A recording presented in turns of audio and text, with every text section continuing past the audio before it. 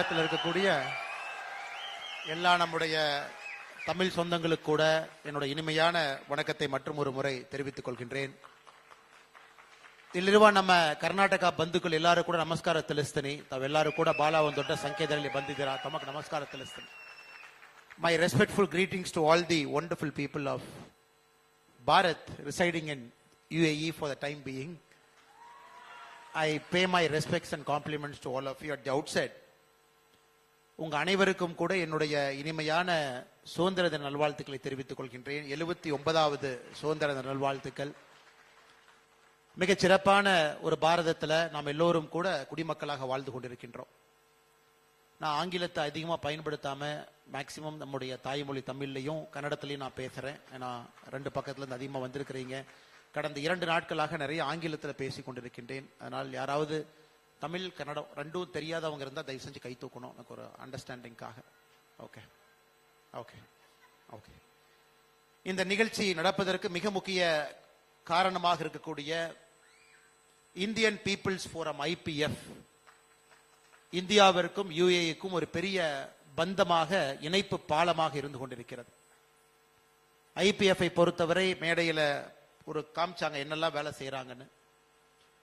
இந்தியாவிலிருந்து இங்கே வரக்கூடிய நம்முடைய சொந்தங்களுக்கெல்லாம் ஒரு பிரச்சனையாக இருந்தால் முதன்மையாக IPF இங்கே இருந்து சரி செய்து கொண்டிருக்கின்றார்கள். விசா பிரச்சனையிலிருந்து, உடல்நல பிரச்சனையிலிருந்து, யாராவது தெரியாம ஏஜென்ட் மூலமாக தவறாக இங்கே வந்தார் என்றால் அவர்களுக்கு தேவையான பிரச்சனை, சிறையில் இருக்கக்கூடியவர்களுக்கு தேவையான பிரச்சனை அனைத்தையும் கூட நம்முடைய இந்தியன் பீப்புள்ஸ் ஃபோரம் மிகச் சிறப்பாக சரி செய்து கொண்டிருக்கின்றார்கள். முதல்ல அதனுடைய தலைவராக இருக்கக்கூடிய ஜிதேந்திர வைத்தியா அவர்கள் உட்பட இங்க இருக்கக்கூடிய எல்லா IPF சொந்தங்களுக்கும் இந்த நேரத்தில் நெஞ்சார்ந்த நன்றிகளை தெரிவித்துக் கொள்கின்றேன். அதே போல இந்த IPF அமைப்பினுடைய CSR அமைப்பினுடைய தலைவியாக இருக்கக்கூடிய நம்முடைய தமிழகத்தை சார்ந்த அருமை சகோதரி உமா சங்கரி அவர்களுக்கு இந்த நேரத்தில் நெஞ்சார்ந்த வாழ்த்துக்களை நன்றிகளை தெரிவித்துக் கொள்கின்றேன். அதே போல IPF தமிழகம் அதனுடைய கன்வீனராக செயலாளராக செயல்பட்டுக் கொண்டிருக்கக்கூடிய அருமையண்ணன் செல்வசேகரன் அவர்களுக்கு என்னுடைய நெஞ்சார்ந்த வாழ்த்துக்களை தெரிவித்துக் கொள்கின்றேன். அதே போல IPF கர்நாடகா அது கன்வீனராக இருவ அண்ணா சசிதர் அவர்களுக்கு கூட ನಾಗರಾಜನ್ ಅವர்களுக்கு ಕೂಡ ನನ್ನ ನಮಸ್ಕಾರ ತಿಳಿಸ್ತೀನಿ. ಅವರು ಕೂಡ ಬಂದಿರ್ತಾರೆ. ಶಶಿಧರ್ ಅವರು ಪರವಾಗಿ ಇಲ್ಲಿದ್ದಾರೆ, ಅವರು ಕೂಡ ನಮಸ್ಕಾರ ತಿಳಿಸ್ತೀನಿ. இங்கிருவ நம்ம அரசல குமாரன் அவர்கள், கணேஷ் அவர்கள், தினேஷ் அவர்கள், ரீதா அவர்கள், செந்தில் அவர்கள், சாரதா அவர்களுக்கு கூட இந்த நேரத்தில் என்னுடைய நெஞ்சார்ந்த நன்றிகளை வணக்கத்தை தெரிவித்துக் கொள்கின்றேன். இந்த நிகழ்ச்சி நடப்பதற்கு மிக முக்கிய காரணமாக இருப்பவர்கள் முன்னிருக்கையில் அமர்ந்திருக்கின்றார்கள். அருமை நண்பர் அண்ணன் கண்ணன் ரவி அவர்கள் இருக்கின்றார்கள், பிரவீன் ஷெட்டி அவர்கள் இருக்கின்றார்கள், பர்வா குரூப்ல இருந்து வந்திருக்கக்கூடிய அருமை சகோதரர் நிலேஷ் அவர்கள் இருக்கின்றார்கள், சசிதர் அவர்கள் இருக்கின்றார்கள், பீமா ஜுவல்லரி சார்பாக வந்திருக்கக்கூடிய அருமை அண்ணன் அவர்கள் வந்திருக்கின்றார்கள். அவர்களுக்கும் என்னுடைய நெஞ்சார்ந்த நன்றி. அதே போல இங்கே ஆறுமுகம் அண்ணன் அவர்கள் கிட்டத்தட்ட 40 ஆண்டு காலமாக பூ வியாபாரம் செய்து கொண்டிருக்கின்றார்கள். பெருமாள் அண்ணன் அவர்களுக்கும் என்னுடைய நெஞ்சார்ந்த நன்றிகளை தெரிவித்துக் கொள்கின்றேன். அதே போல முன்னிருக்கையில் இருக்கக்கூடிய எல்லா அன்பு சொந்தங்களுக்கும் கூட இந்த நேரத்தில் என்னோட நெஞ்சார்ந்த நன்றிகளை தெரிவித்துக் கொள்கின்றேன். அண்ணன் இந்த ஸ்பான்சர் அவங்க எல்லா பேரும் கொடுத்துருங்கன்னா, யார் பேரும் மிஸ் பண்ணிடக்கூடாது, தனியாக உங்களுக்கு நான் நன்றி சொல்லிடுறேங்கன்னா. அதே போல இந்த அரங்கத்துக்கு வந்திருக்கக்கூடிய எல்லா நம்முடைய அன்பு சொந்தங்கள் எல்லோரும் கூட இன்னைக்கு உங்களுடைய நேரத்தை கொடுத்து முதல்லயே நீங்க எல்லாம் பதிவு செய்து பெரிய ஒரு எண்ணிக்கையில இந்த அம்பாசிடர் இன்டர்நேஷனல் பள்ளிக்கூடத்திற்கு யுனைடெட் அரப் எமிரேட்ஸ்ல குறிப்பாக துபாய் இந்த மாகாணத்தில் இருக்கக்கூடிய எல்லா அன்பு சொந்தங்கள் வந்திருக்கின்றீர்கள். உங்களுக்கும் என்னுடைய நெஞ்சார்ந்த நன்றிகளை இந்த நேரத்தில் தெரிவித்துக் கொள்கின்றேன். வின் விஷனுடைய காசிராஜ் அவர்கள், நாகராஜன் அவர்கள், பீமா ஜுவல்லரி அவர்கள், ஸ்பார்க் சங்கர் ஐயர் அவர்கள், KGRN குழுமத்தினுடைய கோபு ராமா நாயுடு அவர்கள், Precious Parties and Entertainment Bhaskaran அவர்கள், டாப் ராக் இன்டீரியர் அருமை சகோதரர் முரளி அவர்கள் எல்லோருக்கும் மற்றும் ஒரு முறை என்னுடைய நெஞ்சார்ந்த நன்றிகளை தெரிவித்துக் கொள்கின்றேன். அண்ணன் பெருமாள் அவர்களுடைய பெயரை தவறாக சொன்னதற்காக மன்னிப்பையும் கூறி, பெருமாள் பிளவர் ஷாப்பினுடைய மேலாளராக 40 ஆண்டு காலமாக இந்த பகுதியில் மிகச்சிறப்பாக பணியாற்றி கொண்டிருக்கக்கூடிய அண்ணன் பெருமாள் அவர்களுக்கும் என்னுடைய நெஞ்சார்ந்த நன்றிகளை தெரிவித்துக் கொள்கின்றேன். சொந்தங்களே, மிகச்சிறப்பாக நம்முடைய தமிழ் சொந்தங்கள், கர்நாடகாவினுடைய சொந்தங்கள் எல்லாரும் கூட மேடையில் நம்முடைய கலாச்சாரத்தை மிகச்சிறப்பாக நமக்கு பறைசாட்டினார்கள். அவங்களுடைய குழந்தைகளுடைய வயது பாருங்க, இன்னொரு கடல் கடந்து 1000 மைல் தொலைவை தாண்டி இங்கே இருக்கின்றோம். எல்லா குழந்தைகளுக்கும் மிக அற்புதமாக நளினமாக அந்த பரதநாட்டிய கலை, குறிப்பாக முன்னிருக்கையிலிருந்து பார்த்தோம் அந்த சின்ன பாப்பா சின்ன பாப்பா இப்பதான் பரதநாட்டியம் கத்துக்கொண்டிருக்கின்றார்கள். ஆனா கண்ணுல பாத்தீங்கன்னா அந்த கலையினுடைய ஆர்வம் நமக்கு மிக தெளிவாக தெரிந்தது. அந்த பாப்பா உட்பட மேடையில இந்த நமக்காக நடனமாடி நம்மை மகிழ்வித்த எல்லா குழந்தைகளுக்கும் இந்த நேரத்தில் என்னுடைய நெஞ்சார்ந்த நன்றிகளை மறுபடியும் தெரிவித்துக் கொள்கின்றேன். I take this opportunity to thank all the wonderful people who have come to the stage performing Bharatanatyam and other forms of cultural dance to all the people who are here. I only wish and pray that their passion for this wonderful art will continue to guide them in the near future also. Whatever they do in life, pursuing a classical dance is fantastic for anybody. ஒரு அற்புதமான ஒரு கலாச்சார நடனத்தை, அது பரதநாட்டியத்திலிருந்து குச்சிப்புடியிலிருந்து ஏதாவது ஒரு நடனத்தை ஒரு பெண், ஒரு குழந்தை, ஒரு ஆண் அதை கற்றுக்கொண்டு தன்னுடைய வாழ்க்கையில தொடர்ந்து வந்தாங்கன்னா அவர்களுக்கு தேவையான அனைத்து பிரச்சனையும் கூட, அனைத்து நல்லதும் கூட, அனைத்து கெட்டதையும் கூட அந்த கலை பார்த்து கொள்ளும். அவங்க எங்கேயும் போக வேண்டிய அவசியம் கிடையாது. அப்படிப்பட்ட ஒரு பெரிய ஆற்றல் நம்முடைய இயல் இசை நாடகத்துக்கு இருக்கு. ஆனால் நிச்சயமாக இங்க இருக்கக்கூடிய நம்முடைய சொந்தங்கள், தமிழ் சொந்தமாக இருக்கட்டும், கர்நாடகா சொந்தமாக இருக்கட்டும், இயல் இசை நாடகத்தை உங்களுடைய குழந்தைகளுக்கு நீங்க சொல்லிக் கொடுக்கணும். It could be a poetry, it could be a drama, it could be a theater, it could be a classical dance form. எதாக இருந்தாலும் கூட கடல் கடந்து இருக்கிறீங்க. நம்முடைய பாரதத்தோடு தொடர்ந்து உங்களுடைய தொடர்பு இருப்பதற்கு, நம்முடைய கலைகளின் மீது தொடர்ந்து குழந்தைகளுக்கு பற்றுதல் இருப்பதற்கு இயல் இசை நாடகத்தை கட்டாயமாக நீங்கள் சொல்லிக் கொடுக்க வேண்டும் என்கின்ற அன்பான வேண்டுகோளையும் இந்த நேரத்தில் நான் தெரிவித்துக் கொள்கின்றேன். அன்பு சொந்தங்களே, இது நம்முடைய சுதந்திர தின விழாவாக இருந்தாலும் கூட நாம் எல்லோரும் நம்முடைய மொழியை தாண்டி, இனத்தை தாண்டி, எந்தவித பாகுபாடும் இல்லாம வேற்றுமையில் ஒற்றுமை என்கின்ற ஒற்றை கருத்துல நாம் எல்லோரும் கூட இங்கே இணைந்திருக்கின்றோம். இந்தியன் பீப்புள்ஸ் ஃபோரம் IPF ஒரு பெரிய முயற்சி எடுத்து நம்ம இணைத்திருக்கின்றார்கள். ಇಲ್ಲಿರುವ ನಮ್ಮೆಲ್ಲ ಬಂಧುಗಳು ಕೂಡ ನಾವು ಇಲ್ಲಿ ಸಣ್ಣ ಪುಟ್ಟ ನಮ್ಮಲ್ಲಿ ಡಿಫರೆನ್ಸಸ್ ಏನಿರುತ್ತೆ ಅದೆಲ್ಲ ಕೂಡ ದಾಟಿ ನಾವಿಲ್ಲಿ ಕಂಬೈಂಡ್ ಹಾಕಿದೀವಿ. ಭಾರತೀಯ ಎನ್ಗಿன்ற ಐಡೆಂಟಿ ಏನಿದೆ, ಐಡೆಂಟಿ ಪ್ರಕಾರ ನಾವೆಲ್ಲರೂ ಕೂಡ ಇದು ಬಂದಿದ್ದೀವಿ. ಅದು ಬಹಳ ಇಂಪಾರ್ಟೆಂಟ್. ಅದು ಈ ಟೈಮ್ನಲ್ಲಿ நம்ம தேச இடி பிரபஞ்சದಲ್ಲಿ இது ஃபுல் வேர்ல்ட் ನಲ್ಲಿ நாம் பார்க்கும் பொழுது பாரதத்தினுடைய வளர்ச்சி என்பது மிக அற்புதமான வளர்ச்சி பாதையில பாரதம் இருக்கிறது. உலகத்துல எந்த ஒரு நாடும் கூட கடந்த 4 ஆண்டுகளாக 6.5, 7, 7.5 இந்த வளர்ச்சியில எந்த ஒரு நாடும் கிடையாது. இன்னைக்கு பாரதம் மட்டும்தான் மிக அற்புதமான இந்த வளர்ச்சி பாதையில் நாம் இருக்கின்றோம். இந்த இடத்துக்கு நம்ம சாதாரணமா வரலீங்க. பல மனிதர்களுடைய தியாகம், உழைப்பு, அர்ப்பணிப்பு, நம்முடைய நாடு இழந்த இடத்தை பெற வேண்டும் என்கின்ற நம்பிக்கை, அதையெல்லாம் தாண்டி இந்தியா என்கின்ற ஒரு ஒற்றை ஐடென்டிட்டியில நாம் பயணம் செய்யக்கூடிய அந்த பயணம் இதெல்லாம் இன்று 2025 the most exciting country in the world is Bharat என்கின்ற பெயர் நமக்கு கிடைத்திருக்கிறது. எல்லா நாடுகளும் பாரதத்தை பார்த்து கொண்டிருக்கின்றார். உங்களுக்கு தெரியும் நம்முடைய முன்னோர்கள் எவ்வளவு கஷ்டப்பட்டாங்கன்னு நமக்கு தெரியும். சுதந்திரத்திற்கு முன்பு, சுதந்திரம் கிடைத்த பிறகு கூட நம்முடைய முன்னோர்கள் மிக கடுமையாக பாடுபட்டார். இன்று காலையில் தாஜ் ஹோட்டல்ல பிசினஸ் பீப்புள்கிட்ட பேசும்பொழுது ஒரு வார்த்தையை சொன்னேன். நம்முடைய பாரத நாடு 2007 முதலாக $1 trillion என்கின்ற பொருளாதார குறியீடை நாம் பெற்றோம். $1 trillion முதலாக 2007. சுதந்திரம் கிடைத்தது 1947. சுதந்திரம் கிடைத்த பிறகு 61 ஆண்டுகள் நமக்கு தேவைப்பட்டது $1 trillion என்கின்ற பொருளாதார குறியீடை பெறுவதற்காக. 2014 7 ஆண்டுகள் கழித்து $2 trillion என்கின்ற பொருளாதார குறியீடு. 2021 மறுபடியும் ஒரு 7 ஆண்டுகள் கழித்து $3 trillion என்கின்ற பொருளாதார குறியீடு. அப்படி பாத்தீங்கன்னா முதல் $1 trillion அந்த பொருளாதார குறியீடை பெறுவதற்கு 60 ஆண்டுகள் தேவைப்பட்டது. அந்த முதல் $1 trillion இருந்து அடுத்த $1 trillion அதை நாம கொண்டு வருவதற்கு 7 ஆண்டுகள். மூன்றாவது $1 trillion 7 ஆண்டுகள். நான்காவது $1 trillion 2025 பெற்றோம். 4 ஆண்டுகள் 3 மாதத்துல. 60 ஆண்டுகள், 7 ஆண்டுகள், 7 ஆண்டுகள், 4 ஆண்டுகள், 3 மாதம். இன்னைக்கு அடுத்த $1 trillion, அடுத்த $1 trillion 3 வருடம் 8 மாசத்துல அதை பெறப்போகின்றோம். 5 trillion என்பது வரப்போகிறது. மிக வேகமாக நம்முடைய வளர்ச்சி பாதை இருக்கிறது. அதற்காக நான் ஆரம்பத்தில் சொன்னேன், உலகத்துல இன்னைக்கு எல்லோரும் பாரத நாட்டை உற்று பார்க்கின்றார்கள், நம்முடைய வளர்ச்சியை பார்க்கின்றார்கள், நம்ம நாட்டில் இருக்கக்கூடிய இளைஞர்களை பார்க்கின்றார்கள். 144 கோடி மக்கள், அந்த மக்களுடைய ஆற்றலை எல்லாம் பயன்படுத்தும் பொழுது பாரதம் தன்னை வளர்த்தி கொள்வது மட்டுமல்ல, இந்த உலக அரங்கிலே மறுபடியும் தலை நிமிர்ந்து நிற்கக்கூடிய ஒரு நாடாக உலக நாடுகள் எல்லாம் இன்னைக்கு பாரதத்தை பார்க்கிறாங்க. அப்படிப்பட்ட அற்புதமான நேரத்துல நம்முடைய சுதந்திர தினத்தை கொண்டாடி கொண்டிருக்கின்றோம். அப்படிப்பட்ட அற்புதமான நேரத்துல 79வது சுதந்திர தினம் என்பது சாதாரண ஒரு இல்லைங்க. மோஸ்ட் எக்ஸைட்டிங் ஒரு வருஷம். எல்லாருமே ஆர்வமாக பார்க்கின்றோம். $4.19 டிரில்லியன் என்பது உலகத்தினுடைய 4வது பெரிய பொருளாதார நாடாக மாறி இருக்கின்றோம். 10 ஆண்டுகளுக்கு முன்பு உலகத்துல 11வது இடத்துல இருந்தோம். இன்னைக்கு படிப்படியாக ஒரு இடமாக உயர்ந்து உயர்ந்து உயர்ந்து 4வது இடம். நமக்கு மேல இன்னும் ஒரு நாடு இருக்கிறது, அதற்கு மேல சைனா இருக்கிறது, அதற்கு மேல அமெரிக்கா இருக்கிறது. 3வது இடத்தை போவதற்கு இன்னும் ஒரு நாடு. நமக்கும் சைனாவுக்கும் மிகப்பெரிய தூரம். நாம் $4 டிரில்லியன் இருக்கோம், சைனா $17 டிரில்லியன் இருக்காங்க. நமக்கும் அமெரிக்காவுக்குமே தூரம் அதிகம். முதல்ல $32 டிரில்லியன் இருக்கிறாங்க, நம்ம $4 டிரில்லியன் இருக்கிறோம். அடுத்து இருக்கக்கூடிய நாடு ஜெர்மனி எட்டு பிடிக்க முடியும், $4.7 டிரில்லியன் இருக்கிறாங்க. அதை எட்டி பிடிக்கக்கூடிய தூரத்தில் இன்னைக்கு ஜெர்மனி இருக்கு.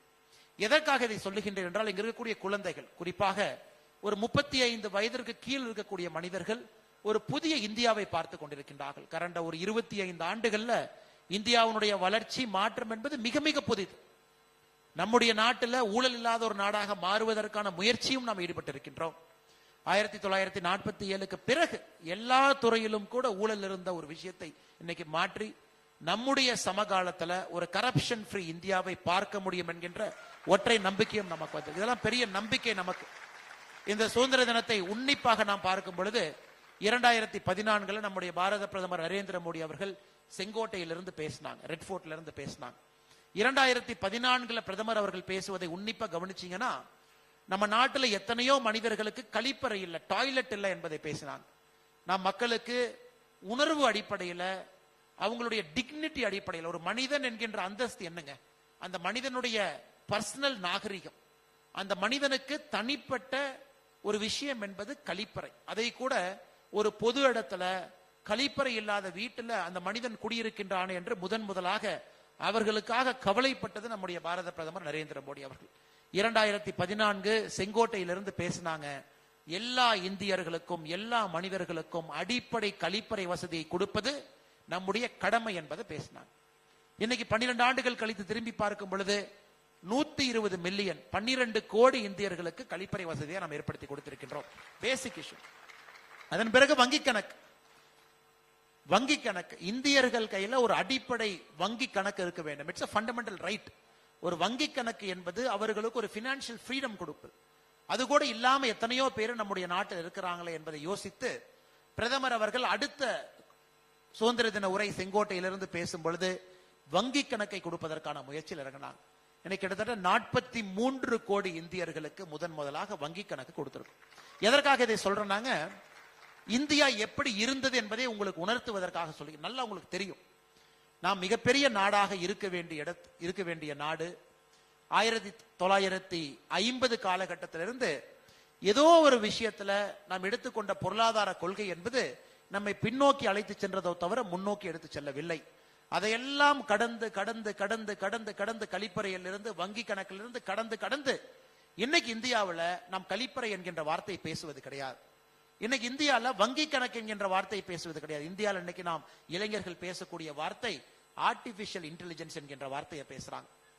ஒரு வளர்ச்சி அடைந்த பாரதத்திற்கு அடிப்படை தேவை என்ன காலேஜ்ல போய் கேட்டீங்கன்னா ஆர்டிபிஷியல் இன்டெலிஜென்ஸ் பேசுறாங்க, நேனோ டெக்னாலஜின்னு பேசுறாங்க. இந்தியாவிலே புதிய விதமான தொழில்நுட்பத்தை நாம் கொண்டு வர வேண்டும் என்று இளைஞர்கள் விரும்புகின்றார்கள். அது எல்லாவற்றையும் தாண்டி நம்முடைய சமகாலத்துல வறுமை கோட்டிற்கு கீழே யாரும் இருக்கக்கூடாது என்கின்ற ஒற்றை நம்பிக்கையில் நம்முடைய நாடு என்று பயணம் செய்து கொண்டிருக்கிறது. வளர்ச்சி வேண்டும், ஆனால் அந்த வளர்ச்சி எல்லோருக்கும் போகணும். அந்த வளர்ச்சி மேல்தட்டிலிருந்து கீழே வரை அனைத்து தரப்பட்ட மக்களுக்கு வளர்ச்சி போகணும். காஷ்மீர்ல இருந்து கன்னியாகுமரி வரை, குஜராத்ல இருந்து அருணாச்சல பிரதேஷ் வரை எல்லா மாநிலங்களும் வளர்ச்சி அடைய வேண்டும் என்கிற நோக்கத்தில் இருக்கிறோம். அதனால்தான் இந்த சுதந்திர தினம் என்பது மிக முக்கியமான சுதந்திர தினம். மிக முக்கியமான சுதந்திர தினம் என்று சொல்வதை விட நம்முடைய பிரதமர் அவர்கள் 2025 சுதந்திர தினத்துல செங்கோட்டையிலிருந்து பேசும் பொழுது மிக தெளிவாக அடுத்த 20 ஆண்டுகள் நாம் எங்கே செல்ல வேண்டும் என்கின்ற ஒரு பாதையும் கூட நமக்கு வடிவமைத்து காட்டியிருக்கின்றார்கள். நம்முடைய நாடு சொந்தமாக நம்முடைய தொழில்நுட்பத்தை நாம தான் உருவாக்க வேண்டும் என்று சொல்லி இருக்கின்றார்கள். நமக்கு விமானம் வெளியே இருந்து வாங்கினா பத்தாது, விமானத்துக்கு அடிப்படை தேவையாக இருக்கக்கூடிய அதனுடைய இன்ஜினையும் கூட நம்முடைய நாட்டில் உற்பத்தி நாம் செய்ய வேண்டும். சமூக வலைதளத்தை எல்லோரும் பயன்படுத்துறோம், ஆனா எந்த சமூக வலைதளமும் இந்திய நாட்டை சார்ந்தது கிடையாது. பிரதமர் அவர்கள் இந்த சுதந்திர தின உரையில சொன்னாங்க, நம்முடைய இளைஞர்கள் இந்தியாவுக்கான சமூக வலைதளத்தை நீங்கள் உருவாக்க வேண்டும் என்று சொல்லி இருக்கின்றார்கள். அத்தோடு நிற்கலீங்க, ஓராண்டுக்கு இந்தியாவிற்கு நாம் இறக்குமதி செய்யக்கூடிய பெட்ரோலியம் மட்டும் யோசிச்சு பாருங்க, பெட்ரோல், டீசல், எல்பிஜி மட்டும் யோசிச்சு பாருங்க. 144 பில்லியன் டாலர் நாம் பெட்ரோலை வாங்குகின்றோம். அதை இந்திய ரூபாய் மதிப்புல கணக்கு போட்டீங்கன்னா 12,50,000 கோடி ரூபாய். ஒரு ஆண்டுக்கு நம்முடைய நாடு 12,50,000 கோடி ரூபாய் வெளியே கொடுத்து, அந்நிய செலாவணியை வெளியே கொடுத்து பெட்ரோல் டீசலை வாங்குறோம். ஆனா நம்முடைய பட்ஜெட்டே 51 லட்சம் கோடி. பட்ஜெட்ல 20% பெட்ரோல் டீசல் வாங்குறதுக்கு செலவு பண்றோம். அதை பிரதமர் அவர்கள் சுட்டி காட்டினாங்க. அதெல்லாம் நியாயப்படி மக்களுக்கு செல்ல வேண்டிய பணம், அதெல்லாம் நியாயப்படி ஏழைகளுக்கு செல்ல வேண்டிய பணம், அதெல்லாம் நியாயப்படி நடுத்தர குடும்பத்திற்கு செல்ல வேண்டிய பணம், அதெல்லாம் நியாயப்படி விவசாயிகளுக்கு செல்ல வேண்டிய பணம், அதெல்லாம் நியாயப்படி கடுமையாக யார் வருமான வரி கட்டுறாங்களோ அவர்களுக்கு சலுகை கொடுக்க வேண்டிய பணம், அதெல்லாம் நியாயப்படி கிராமப்புறத்தில் இருக்கக்கூடிய பெண்களுக்கு செல்ல வேண்டிய பணம். ஆனா 12,50,000 கோடி ரூபாய் வெளியே நாம கொடுத்து பெட்ரோல் வாங்கி கொண்டிருக்கின்றோம். அதையும் பிரதமர் அவர்கள் சொன்னார்கள். அதையும் நீங்க யோசிக்கணும். அதனால் இந்த சுதந்திர தினத்தை பொறுத்தவரை நம்ம எங்கே இருந்தாலும் கூட நம்முடைய எண்ணமெல்லாம், நோக்கமெல்லாம், சிந்தனையெல்லாம் நம்முடைய நாட்டினுடைய வளர்ச்சிக்கு நம்முடைய பங்களிப்பு இருக்கிறதா? நம்முடைய நாடு அடுத்த கட்டம் செல்வதற்கு, தொழில்நுட்பத்திற்கு நம்முடைய பங்களிப்பு இருக்கிறதா? இன்னைக்கு உலகத்தில் எங்கே பார்த்தாலும் கூட இந்தியர்கள் இருக்கின்றார்கள். எல்லா இடத்திலும், எல்லா முக்கியமான துறையிலும் இந்தியர் இருக்கின்றார்கள். அமெரிக்காவுடைய அது சுந்தர் பிச்சையிலிருந்து ஆரம்பித்து ஒருத்தரா பாத்தீங்கன்னா இந்திய பெருமக்கள் இல்லாத துறையே இல்லை. ஆனா இன்னைக்கு அந்த combined talent, combined energy, combined passion, இதையெல்லாம் நம்முடைய நாட்டினுடைய வளர்ச்சிக்காக எப்படி உருவாக்க போகின்றோம் என்கின்ற சிந்தனை நம்முடைய நாட்டு மக்கள்கிட்ட வந்திருக்கு. அதை இன்னைக்கு இந்த சுதந்திர தினத்தில் நாம் பேசிக் கொண்டிருக்கின்றோம். அன்பு சொந்தங்களே, இது ஆரம்பத்தில் உங்களிடம் வைக்க வேண்டும் என்பது என்னுடைய ஆசை. காரணம், உங்களுடைய குழந்தைகளுக்கு நீங்கள் சொல்லி வளர்க்க வேண்டும். நீங்கள்லாம் இந்தியாவை விட்டு இங்கே வந்து ஐக்கிய அரபு எமிரேட்ஸ் இந்த பகுதியில 7 மாகாணத்துல, குறிப்பாக துபாயில, அபுதாபி, இந்த 2 முக்கியமான மாகாணத்துல நீங்கள் வரும்பொழுது அது வேறு இந்தியா. அந்த இந்தியாவில் நீங்கள் தொழில் தொடங்குவதற்கு பெரிய வாய்ப்பு இல்லை. அந்த இந்தியாவில் கடுமையான உழைத்தால் அதன் மூலமாக வருமானம் வரும் என்கின்ற இந்தியாவும் அது இல்லை. அது பழைய இந்தியா அது. ஆனா இன்னைக்கு இந்த புது இந்தியாவில் நேர்மையாக உழைக்கக்கூடிய ஒருவருக்கும் இடம் உண்டு என்பதை நாம் காட்டிக் கொண்டிருக்கின்றோம். ஆனால் உங்களுடைய குழந்தைகளுக்கு நீங்கள் சொல்லிக் கொடுத்து வளர்க்க வேண்டும். வருங்காலத்தில் நம்முடைய தாய் திரு நாட்டில் உங்களுடைய குழந்தைகள் படித்து முடித்த பிறகு தொழில் ஆரம்பிப்பதற்கு இந்தியாவுக்கு வரணும், வேலை வாய்ப்பை உருவாக்கி கொடுப்பதற்கு இந்தியாவுக்கு வரணும், பெரிய சாதனைகள் செய்வதற்கு இந்தியாவில் வரணும். ஏன்னா உங்களுக்கு ஒரு புதிய இந்தியா காத்து கொண்டிருக்கிறது. அந்த புதிய இந்தியா தன்னுடைய கதவுகளை திறந்து சிறகுகளை விரித்து நல்ல சிந்தனை இருக்கக்கூடிய மனிதர்கள் இந்த நாட்டை உயர்த்துவதற்காக வர வேண்டும் என்று நினைக்கின்றார். ஒரு காலத்துல பிரெயின் ட்ரெயின் என்கின்ற வார்த்தையை பயன்படுத்தணும், இன்னைக்கு பிரெயின் கெயின் என்கின்ற வார்த்தையை பயன்படுத்தணும். திரும்ப நம்முடைய நாட்டிற்கு நல்லவர்கள் எல்லாம் வர வேண்டும், வல்லவர்கள் எல்லாம் வர வேண்டும் என்கின்ற ஒரு வாதத்தை வைத்துக் கொண்டிருக்கின்றோம். நிச்சயமாக எனக்கு 79வது சுதந்திர தின விழாவிலே பிரதமர் அவர்கள் இதை சொன்னாலும் கூட இன்னும் ஒரு 10 சுதந்திர தினம் 89 வரும் பொழுது நமக்கு தெரியும் நாம் 100வது சுதந்திர தின விழா 2047 என்பதை உன்னிப்பாக கவனித்துக் கொண்டிருக்கின்றோம். வளர்ச்சி அடைந்த பாரதம், விகிஷித் பாரத் என்கின்ற வார்த்தையை பயன்படுத்துறோம். 2047 சுதந்திரம் கிடைத்த 100 ஆண்டுகள் வந்திருக்கும் பொழுது இந்தியா ஒரு வல்லரசாக பொருளாதாரத்தில் மட்டுமல்ல எல்லா துறையிலும் கூட வர வேண்டும் என்கின்ற கனவோடு வேலை செய்து கொண்டிருக்கின்றோம். அது நடக்க வேண்டும் என்றால் 89வது சுதந்திர தின விழா இன்னும் 10 ஆண்டுகள் கழித்து உங்களுடைய குழந்தைகள் நம்முடைய தாய் திரு நாட்டுல ஒரு முக்கியமான பொறுப்புல இந்தியாவுடைய வளர்ச்சிக்கு அவர்கள் எல்லாரும் கூட உழைக்க வேண்டும் என்கின்ற அன்பான வேண்டுகோளையும் கூட இந்த நேரத்தில் உங்களுக்கு நான் வைக்கின்றேன். காரணம் இருக்குங்க ஐயா, சாதாரண வேலை இல்லை. துபாயில இந்த நேரத்தில் நேத்து நான் பார்த்த 49.8 டிகிரி நேத்து ஹீட் 49.8 டிகிரி. அதுல நம்முடைய சொந்தங்கள் எத்தனையோ பேரு இந்த பெட்ரோலியம் துறையில எக்ஸ்ட்ரீம் எக்ஸ்போஷர் இருக்கக்கூடிய துறையில வேலை பார்க்கறாங்க.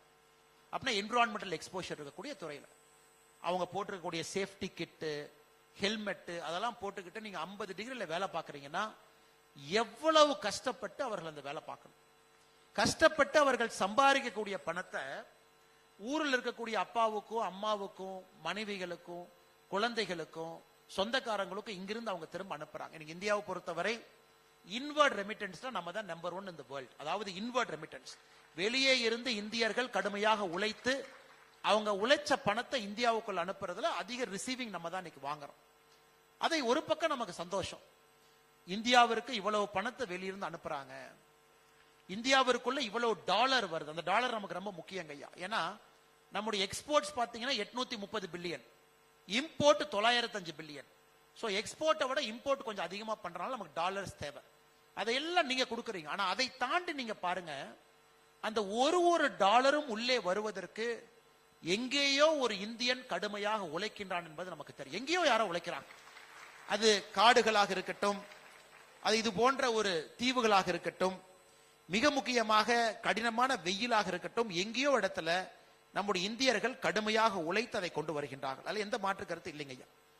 இன்னைக்கு அப்படிப்பட்ட எல்லோருக்கும் கூட ஒரு ஆண்டும் மக்கள் வர்றாங்க, எல்லா விதமான துறைகளுக்கு வர்றாங்க. கடினமாக உழைக்கக்கூடிய இந்த ப்ளூ காலர் துறைக்கு வர்றாங்க, கடினமா உழைக்கணும் ஆனா மூளைக்கு வேலை இருக்கக்கூடிய ஒயிட் காலர் மேலே இருக்கக்கூடிய துறைக்கு வர்றாங்க. இன்னைக்கு நம்முடைய நோக்கம் எல்லாம் 79 ஆண்டுகள் கடந்த பிறகு இன்னைக்கு நம்முடைய சிந்தனை, ஒரு இந்தியன் அவ்வளவு கஷ்டப்பட்டு உழைத்து சம்பாதிக்கணுமா? உழைத்து சம்பாதிக்கணும், ஆனா கஷ்டப்பட்டு ஒரு வெயில்ல மேட்டுல காட்டுல இருக்கணுமா நம்ம யோசிக்க ஆரம்பிச்சிருக்கோம். அதனால்தான் பிரதமர் அவர்கள் சொல்லி இருக்கின்றார்கள், இந்த ஆண்டு மட்டும் இந்தியாவில் இளைஞர்களுக்கு நாம் வேலை வாய்ப்பு நம்முடைய நாட்டுக்குள்ள உருவாக்கணும் இந்த ஆண்டு. அதற்கு நேற்று 1 லட்சம் கோடி ரூபாய் ஒதுக்கி இருக்கிறாங்க. 1 லட்சம் கோடி ரூபாய், 1 லட்சம் கோடி ரூபாய் இளைஞர்களுக்கு வேலை வாய்ப்பு திட்டத்துக்கு ஒதுக்கி வச்சிருக்கிறாங்க. ஒரு இளைஞனுக்கு ஒரு தனியார் துறை வேலை வாய்ப்பு கொடுத்தால் ஒரு வேலை வாய்ப்புக்கு இந்திய அரசு 15,000 ரூபாய் வருஷத்துக்கு கொடுப்பாங்க. ஒரு இளைஞனுக்கு ஒரு தனியார் துறையில வேலை வாய்ப்பு கொடுத்தாங்கன்னா 15,000 rupees, 15,000 ரூபாய் நேற்று அறிவித்த திட்டத்தின்படி 1 லட்சம் கோடி ரூபாய் ஒதுக்கி இருக்கிற காரணம், வேலை வாய்ப்பு நம்முடைய நாட்டில் உருவாக வேண்டும் என்பதிலே நம்முடைய அரசு தெள்ள தெளிவாக இருக்கின்றோம். அதனால் நிச்சயமாக இங்க கூடிய பெரிய மனிதர்கள் வருங்காலத்தில் நீங்க இந்தியாவிற்கு வந்து நீங்களும் அங்கே தொழிலை ஆரம்பித்து எண்ணற்ற இந்தியர்களுக்கு வேலை வாய்ப்பை நீங்கள் உருவாக்கி கொடுக்க வேண்டும் என்று அன்போடு இந்த நேரத்தில் கேட்டுக்கொள்கின்றேன். மேடையில் IPF பேசும்போது சொன்னாங்க, எனக்கு கடந்த ஒரு 11 ஆண்டுகள்ல நெஞ்சில கை வச்சு நிச்சயமா நீங்க சொல்லலாம், நாம் இந்தியன் என்று சொன்னால் நம்முடைய கண்ணை பார்க்கும் பொழுது ஒரு மரியாதை தெரியும். நாம் இந்தியாவிற்கு வெளியே வந்து இதே துபாய்க்கு இதே இடத்துக்கு 2014க்கு முன்பு நாமளும் வந்திருக்கிறோம், ஏர்போர்ட்டுக்குள்ள டிரான்சிட் பண்ணியிருக்கிறோம். எத்தனையோ நாடுகளுக்கு இதற்கு முன்பும் நாம் சென்று இருக்கின்றோம். ஆனா இன்னைக்கு இந்தியா என்கின்ற வார்த்தை அந்த இமிகிரேஷன்ல நம்ம பாஸ்போர்ட் வாங்கி பார்க்கும் பொழுது நம் கண்ணை பார்க்கும் பொழுது ஒரு சின்ன மரியாதை இருக்கு. இந்த பாடியில முதல்ல டபுள் பேட்டிங், நம்ம மட்டும் மாட்டோம், எத்தனையோ பேர் இருப்பாங்க, நம்மளை மட்டும் தனியா சைட்ல கூப்பிட்டு 2 டைம் செக் பண்ணுவாங்க. இன்னைக்கு அந்த 2 முறை செக் பண்றதெல்லாம் உலகத்துல எங்கேயுமே கிடையாது. அமெரிக்காவாக இருக்கட்டும், அரபு எமிரேட்டாக இருக்கட்டும், எங்கே இருந்தாலும் கூட இந்தியன் என்று சொன்னால் ஒரு பெருமை. இதில் ரொம்ப ஆச்சரியமான விஷயம் பாருங்க ஐயா, அந்த பெருமை நமக்கு சாதாரணமா கிடைக்கல. உலக நாடுகளுக்கெல்லாம் நாம் ஒரு பாடம் எடுத்திருக்கின்றோம் கடந்த 10 ஆண்டுகள்ல. ஒரு இந்தியன் உலகத்துல எந்த பகுதியில எந்த பிரச்சனையை மாட்டி இருந்தாலும் கூட இந்தியா மொத்தமாக நம்முடைய அசெட்ஸை உங்களுக்காக பயன்படுத்தும். அசெட்னா நம்ம யோசிச்சுக்கணுங்க ஐயா. நம்முடைய அசெட்டுங்கிறது நம்முடைய மிலிட்டரி மைட், நம்முடைய போர் விமானங்களாக இருக்கட்டும், நம்முடைய ஆர்மி, நேவி, ஏர்போர்ஸ் 3 முக்கியமான நம்முடைய பாதுகாக்கக்கூடிய துறைகளாக இருக்கட்டும், நம்முடைய மத்திய அரசாக இருக்கட்டும், நம்முடைய கவர்மெண்ட் அசெட், எம்பசி அசெட்டாக இருக்கட்டும், இதை பயன்படுத்தி எங்கே இருந்தாலும் ஒரு இந்தியனை திரும்ப கொண்டு வர வேண்டும் என்பதிலே நம்முடைய அரசு உறுதியா இருக்கு. இன்னைக்கு பாருங்க, நேபாளில பூகம்பம் வந்த பொழுது ஏப்ரல் 2015 ஆபரேஷன் மைத்ரி, ஏப்ரல் 25ஆம் தேதி அங்கே பூகம்பம் வந்த பிறகு நம்முடைய Indian air force transport aircraft NDRF team road கான்வாயை பயன்படுத்தி 43,000 இந்தியர்களை நேபாளில இருந்து திரும்ப நம்ம கொண்டு வந்தோம். ஏமன்ல சிவில் வார் ஏப்ரல் 2015 ஏமன் நாட்டில் சிவில் வார் வந்த பொழுது ஆபரேஷன் ரஹாட் என்பதன் மூலமாக 5,500 இந்தியர்களை நம்முடைய விமானப்படை மூலமாக, கடல் படை மூலமாக இந்தியாவிற்கு கொண்டு வந்தோம். சவுத் சூடான் ஜூலை 2016 ஆபரேஷன் சங்கத் மோச்சான், அந்த ஊர்ல பிரச்சனை வந்த பொழுது 600 இந்தியர்களை 2 இந்தியன் ஏர்போர்ஸ் C-17 விமானம் மூலமாக நாட்டிற்கு கொண்டு வந்தோம். ஆபரேஷன் சமுத்திர சேது, குறிப்பாக கோவிட் வந்த பொழுது மே ஜூன் 2020 3,900 பேர் மால்டிவ், ஸ்ரீலங்கா, ஈரான் கப்பல் படை மூலமாக இந்தியாவிற்கு சமுத்திர சேது இது மூலமாக கொண்டு வந்தோம். மிக முக்கியமாக operation Vande Bharat mission Covid காலகட்டத்தில் 10,25,600 பேர்த்த 100 நாடுகள் இருந்து நம்முடைய நாட்டிற்கு பத்திரமாக வந்தே பாரத் மிஷன் கோவிட் சமயத்தில் கொண்டு வந்தோம். ஆகஸ்ட் 2021 ஆபரேஷன் தேவி சக்தி ஆப்கானிஸ்தான்ல 800 பேர் தாலிபான் ஆட்சி வீழ்ந்த பிறகு 800 இந்தியர்கள் இங்கே மாட்டிக்கொண்டிருந்தார்கள். 800 பேர்த்தையும் பத்திரமா நம்முடைய நாட்டுக்கு கொண்டு வந்தோம். ஆபரேஷன் தோஸ்த் டர்க்கி சிரியா 2 பகுதி அந்த பார்டர்ல பூகம்பம் வந்த பொழுது அங்கே இருந்து 331 பேர்த்த பத்திரமா கொண்டு வந்தோம். Operation Kaveri Sudan civil war April May 2023ல 3900 பேர்த்த கடல் மூலமாக விமானப்படை மூலமாக கொண்டு வந்தோம். இஸ்ரேல் ஹமாஸ் சண்டை ஆரம்பித்த பொழுது ஆபரேஷன் அஜய் ஆயிரக்கணக்கான இந்தியர்களை அந்த பகுதியில் இருந்து குறிப்பாக இஸ்ரேலில் இருந்து மீட்டு நம்முடைய நாட்டிற்கு கொண்டு வந்தோம். ஆபரேஷன் இந்திராவதி ஹைத்தியில இங்கே பிரச்சனை ஆரம்பித்த பொழுது 12 இந்தியர்கள் அங்கிருந்து டாமினிகன் ரிபப்ளிக் பத்திரமாக கூட்டி சென்றோம். ஈரான் இஸ்ரேல் சண்டை சமீபத்தில் ஆரம்பித்த பொழுது 285 மாணவர்களை ஆபரேஷன் சிந்து அதன் மூலமாக வெளியே கொண்டு வந்தோம். ரஷ்யா உக்ரைன் சண்டை ஆரம்பித்த பொழுது 12,000 இந்தியர்கள் அந்த பகுதியிலிருந்து பத்திரமாக வெளியே கூட்டி கொண்டு வந்திருக்கின்றோம். எதற்காக சொல்றாங்க, இது ரொம்ப முக்கியங்க ஐயா. இன்னைக்கு வெளிநாட்டில் வாழக்கூடிய ஒரு இந்தியன் யாராக இருந்தாலும் எந்த பகுதியில் இருந்தாலும் இந்த அரசுகள் உங்களை மரியாதையாக நடத்தினாலும் இந்த நாட்டில் பத்திரமாக இருந்தாலும் உங்க சொந்த வீடு உங்க பின்னாடி இருக்குன்னு தெரியும் போது உங்களுக்கு ஒரு தனி தைரியம் இருக்கும். எங்கே இருந்தாலும் நான் பிறந்த வீடு, ஒரு பொண்ணை திருமணம் செய்து புகுந்த வீட்டுக்கு அனுப்புனா கூட பிறந்த வீடு பின்னாடி இருக்குன்னு அந்த பொண்ணுக்கு தெரிஞ்சு அது ஒரு தனி தைரியம் அந்த பொண்ணுக்கு. இன்னைக்கு அதுபோல் நீங்கள் எங்கே இருந்தாலும் கூட உங்களை பத்திரமாக கொண்டு வருவதற்கு ஒரு முழு நாடு உங்கள் பின்னால் இருக்கிறது என்பதை உணர்த்துவதற்காக இதையெல்லாம் நான் சொன்னேங்க ஐயா. இன்னைக்கு அது ஒரு தனிச்சிறப்பு. இதற்கு முன்பு நான் பார்த்தது கிடையாது. அதுவும் குறிப்பா இந்த சூடான் பாருங்க, ஆபரேஷன் காவேரி சூடான் சிவில் வார் 2 சூடான் சண்டை போட்டுக்கிறாங்க. 3900 இந்தியன் மாட்டியிருக்காங்க. அமெரிக்காவினுடைய படை அவங்களால ரெஸ்கியூக்கு போக முடியல. ஏன்னா அந்த மெயின் விமான நிலையத்தை குண்டு போட்டு தகர்த்தெடுத்தார்கள். இந்தியாவுடைய விமானப்படை ஒரு பழுந்தடைந்த ஓடுதளத்துல ஏடிசி இல்லாத ஏர் டிராபிக் கண்ட்ரோல் வேலை செய்யாத ஒரு இடத்துல நைட் விஷன் காகுல்ஸோடு இந்தியன் ஏர்போர்ஸ் பைலட் அங்க லேண்ட் பண்றாங்க. நைட் விஷன் காகுல்ஸோடு, ஏன்னா அங்க லைட்டே இல்ல. எல்லோரையும் பத்திரமாக மீட்டு வரும் பொழுது டெல்லியில் இருக்கக்கூடிய அமெரிக்கன் எம்பசி நமக்கு தகவல் கொடுக்கறாங்க, நாங்க போக முடியல, நீங்க போயிட்டீங்க, ஒரு 300 அமெரிக்கன்ஸ் இருக்காங்க, அவங்களையும் உங்க இந்தியர்களோட கூட்டிக் கொண்டு வந்து விடுகின்றனர். எப்படி இருந்த நாடு எப்படி மாறி இருக்கின்றோம் என்பதற்கு ஒற்றை உதாரணம். எங்கே வேண்டுமானாலும் நம் செல்வோம் என்பதை உணர்த்தி கொண்டிருக்கின்றோம். அதன் பிறகு நான் வேறொரு நாட்டில் இருக்கிறேன், இன்னைக்கு அரசியல் பேசினா தப்பா போயிருங்க ஐயா. சமீபத்தில் நடந்த நிகழ்வுகள்லாம் நீங்க பாத்தீங்க. ஒரு இந்தியர்களுக்கு ஒரு பிரச்சனை என்றால் எங்கே இருந்தாலும் நம்முடைய பாதுகாப்பு படை செல்லும் என்பதையும் கூட உலக நாடுகளுக்கு நாம் உணர்த்தி இருக்கின்றோம். அன்பு சொந்தங்கள், இது ஒரு இதனால்தான் புதிய இந்தியா என்கின்ற வார்த்தையை பயன்படுத்தினேன். இதனால் புதிய இந்தியா, நியூ இந்தியா, ஒரு தன்னம்பிக்கை இருக்கக்கூடிய ஒரு நாடு, வேலை செய்ய வேண்டும் என்று நினைக்கக்கூடிய ஒரு நாடு. அதனால் இந்த நாட்டில் இளைஞராக இருப்பதற்கு நாம் எல்லோரும் கூட ஒரு பெரிய பாக்கியம் செய்திருக்கின்றோம். இந்த நாட்டில் மூத்தவர்கள் இத்தனை காலமாக அவர்களுடைய கண்ட கனவுகள் எல்லாம் இந்த நாட்டில் நனவாகி கொண்டிருக்கிறது என்று மூத்தவர்கள் பார்க்கக்கூடிய ஒரு அற்புதமான நேரத்தில் இங்க இருக்கின்றோம். அன்பு சொந்தங்களே, இது சுதந்திர தின விழா நிகழ்வாக இருந்தாலும் கூட இன்னும் ஒரு 3-4 விஷயங்களையும் கூட உங்கள் முன்னால் வைக்க வேண்டும் என்று நினைக்கின்றேன். தமிழர்களாக இங்கே அமர்ந்திருக்கின்றோம். நம்முடைய கன்னடத்து சொந்தங்கள் இங்கே இருக்கின்றார்கள். எப்பொழுதுமே தூரத்திலிருந்து பார்க்கும் பொழுது நம்முடைய பார்வை வேறு மாதிரி இருக்கும். தமிழ்நாட்டுக்குள்ள நாம் இருக்கோம் அப்படின்னா எந்த ஊருன்னு கேட்டா கொங்கு பகுதி, எந்த ஊர்னா என்ன சவுத்துன, நான் திருநெல்வேலி பாஷையில பேசுவாங்க, ஆனால் நான் சென்னைன, திருவாரூர், வேறு வேறு ஊர்கள். தமிழ்நாட்டிலிருந்து வெளியே வந்தவுடன் நாம் என்ன சொல்லுவோம்னா எங்கன்னு கேட்டா, அண்ணே நான் இந்தியாவுடைய சவுத் பார்ட்ல இருந்து இருக்கேன், சதர்ன் இந்தியா அப்படின்னு சொல்லுவோம். இந்தியாவிலிருந்து வெளியே வந்த பிறகு எந்த ஊர்னு கேட்டா ஃபர்ஸ்ட் இந்தியன்னு சொல்லுவோம், அப்புறம் தமிழகம் சொல்லுவோம். ஏன்னா நம்முடைய பார்வையை பொறுத்தவரை கழுகை போல எவ்வளவு மேலே மேலே பறக்கின்றோமோ நம்முடைய பார்வையும் கூட மாறும். இன்னைக்கு வெளியே இருந்து எவ்வளவு பெருமையாக நாம் இந்தியர்கள் என்று சொல்லுகின்றோம், பாரதியர்கள் என்று சொல்லுகின்றோம். இன்னைக்கு நாம் எல்லோருமே ஒரு நிமிஷம் யோசிச்சு பார்க்கணும். இன்னைக்கு இந்தியாவுடைய முழு வலிமையை நாம் பயன்படுத்துகின்றோமா? Are we using the fullest potential of Bharat? இந்தியாவுடைய முழு வலிமையை நாம் பயன்படுத்துகின்றோமா அப்படின்னு கேட்டீங்கன்னா நிச்சயமா இல்லை.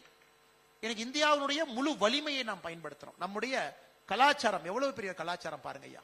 மேடையில எத்தனை அற்புதமாக நடனம் ஆடினாங்க.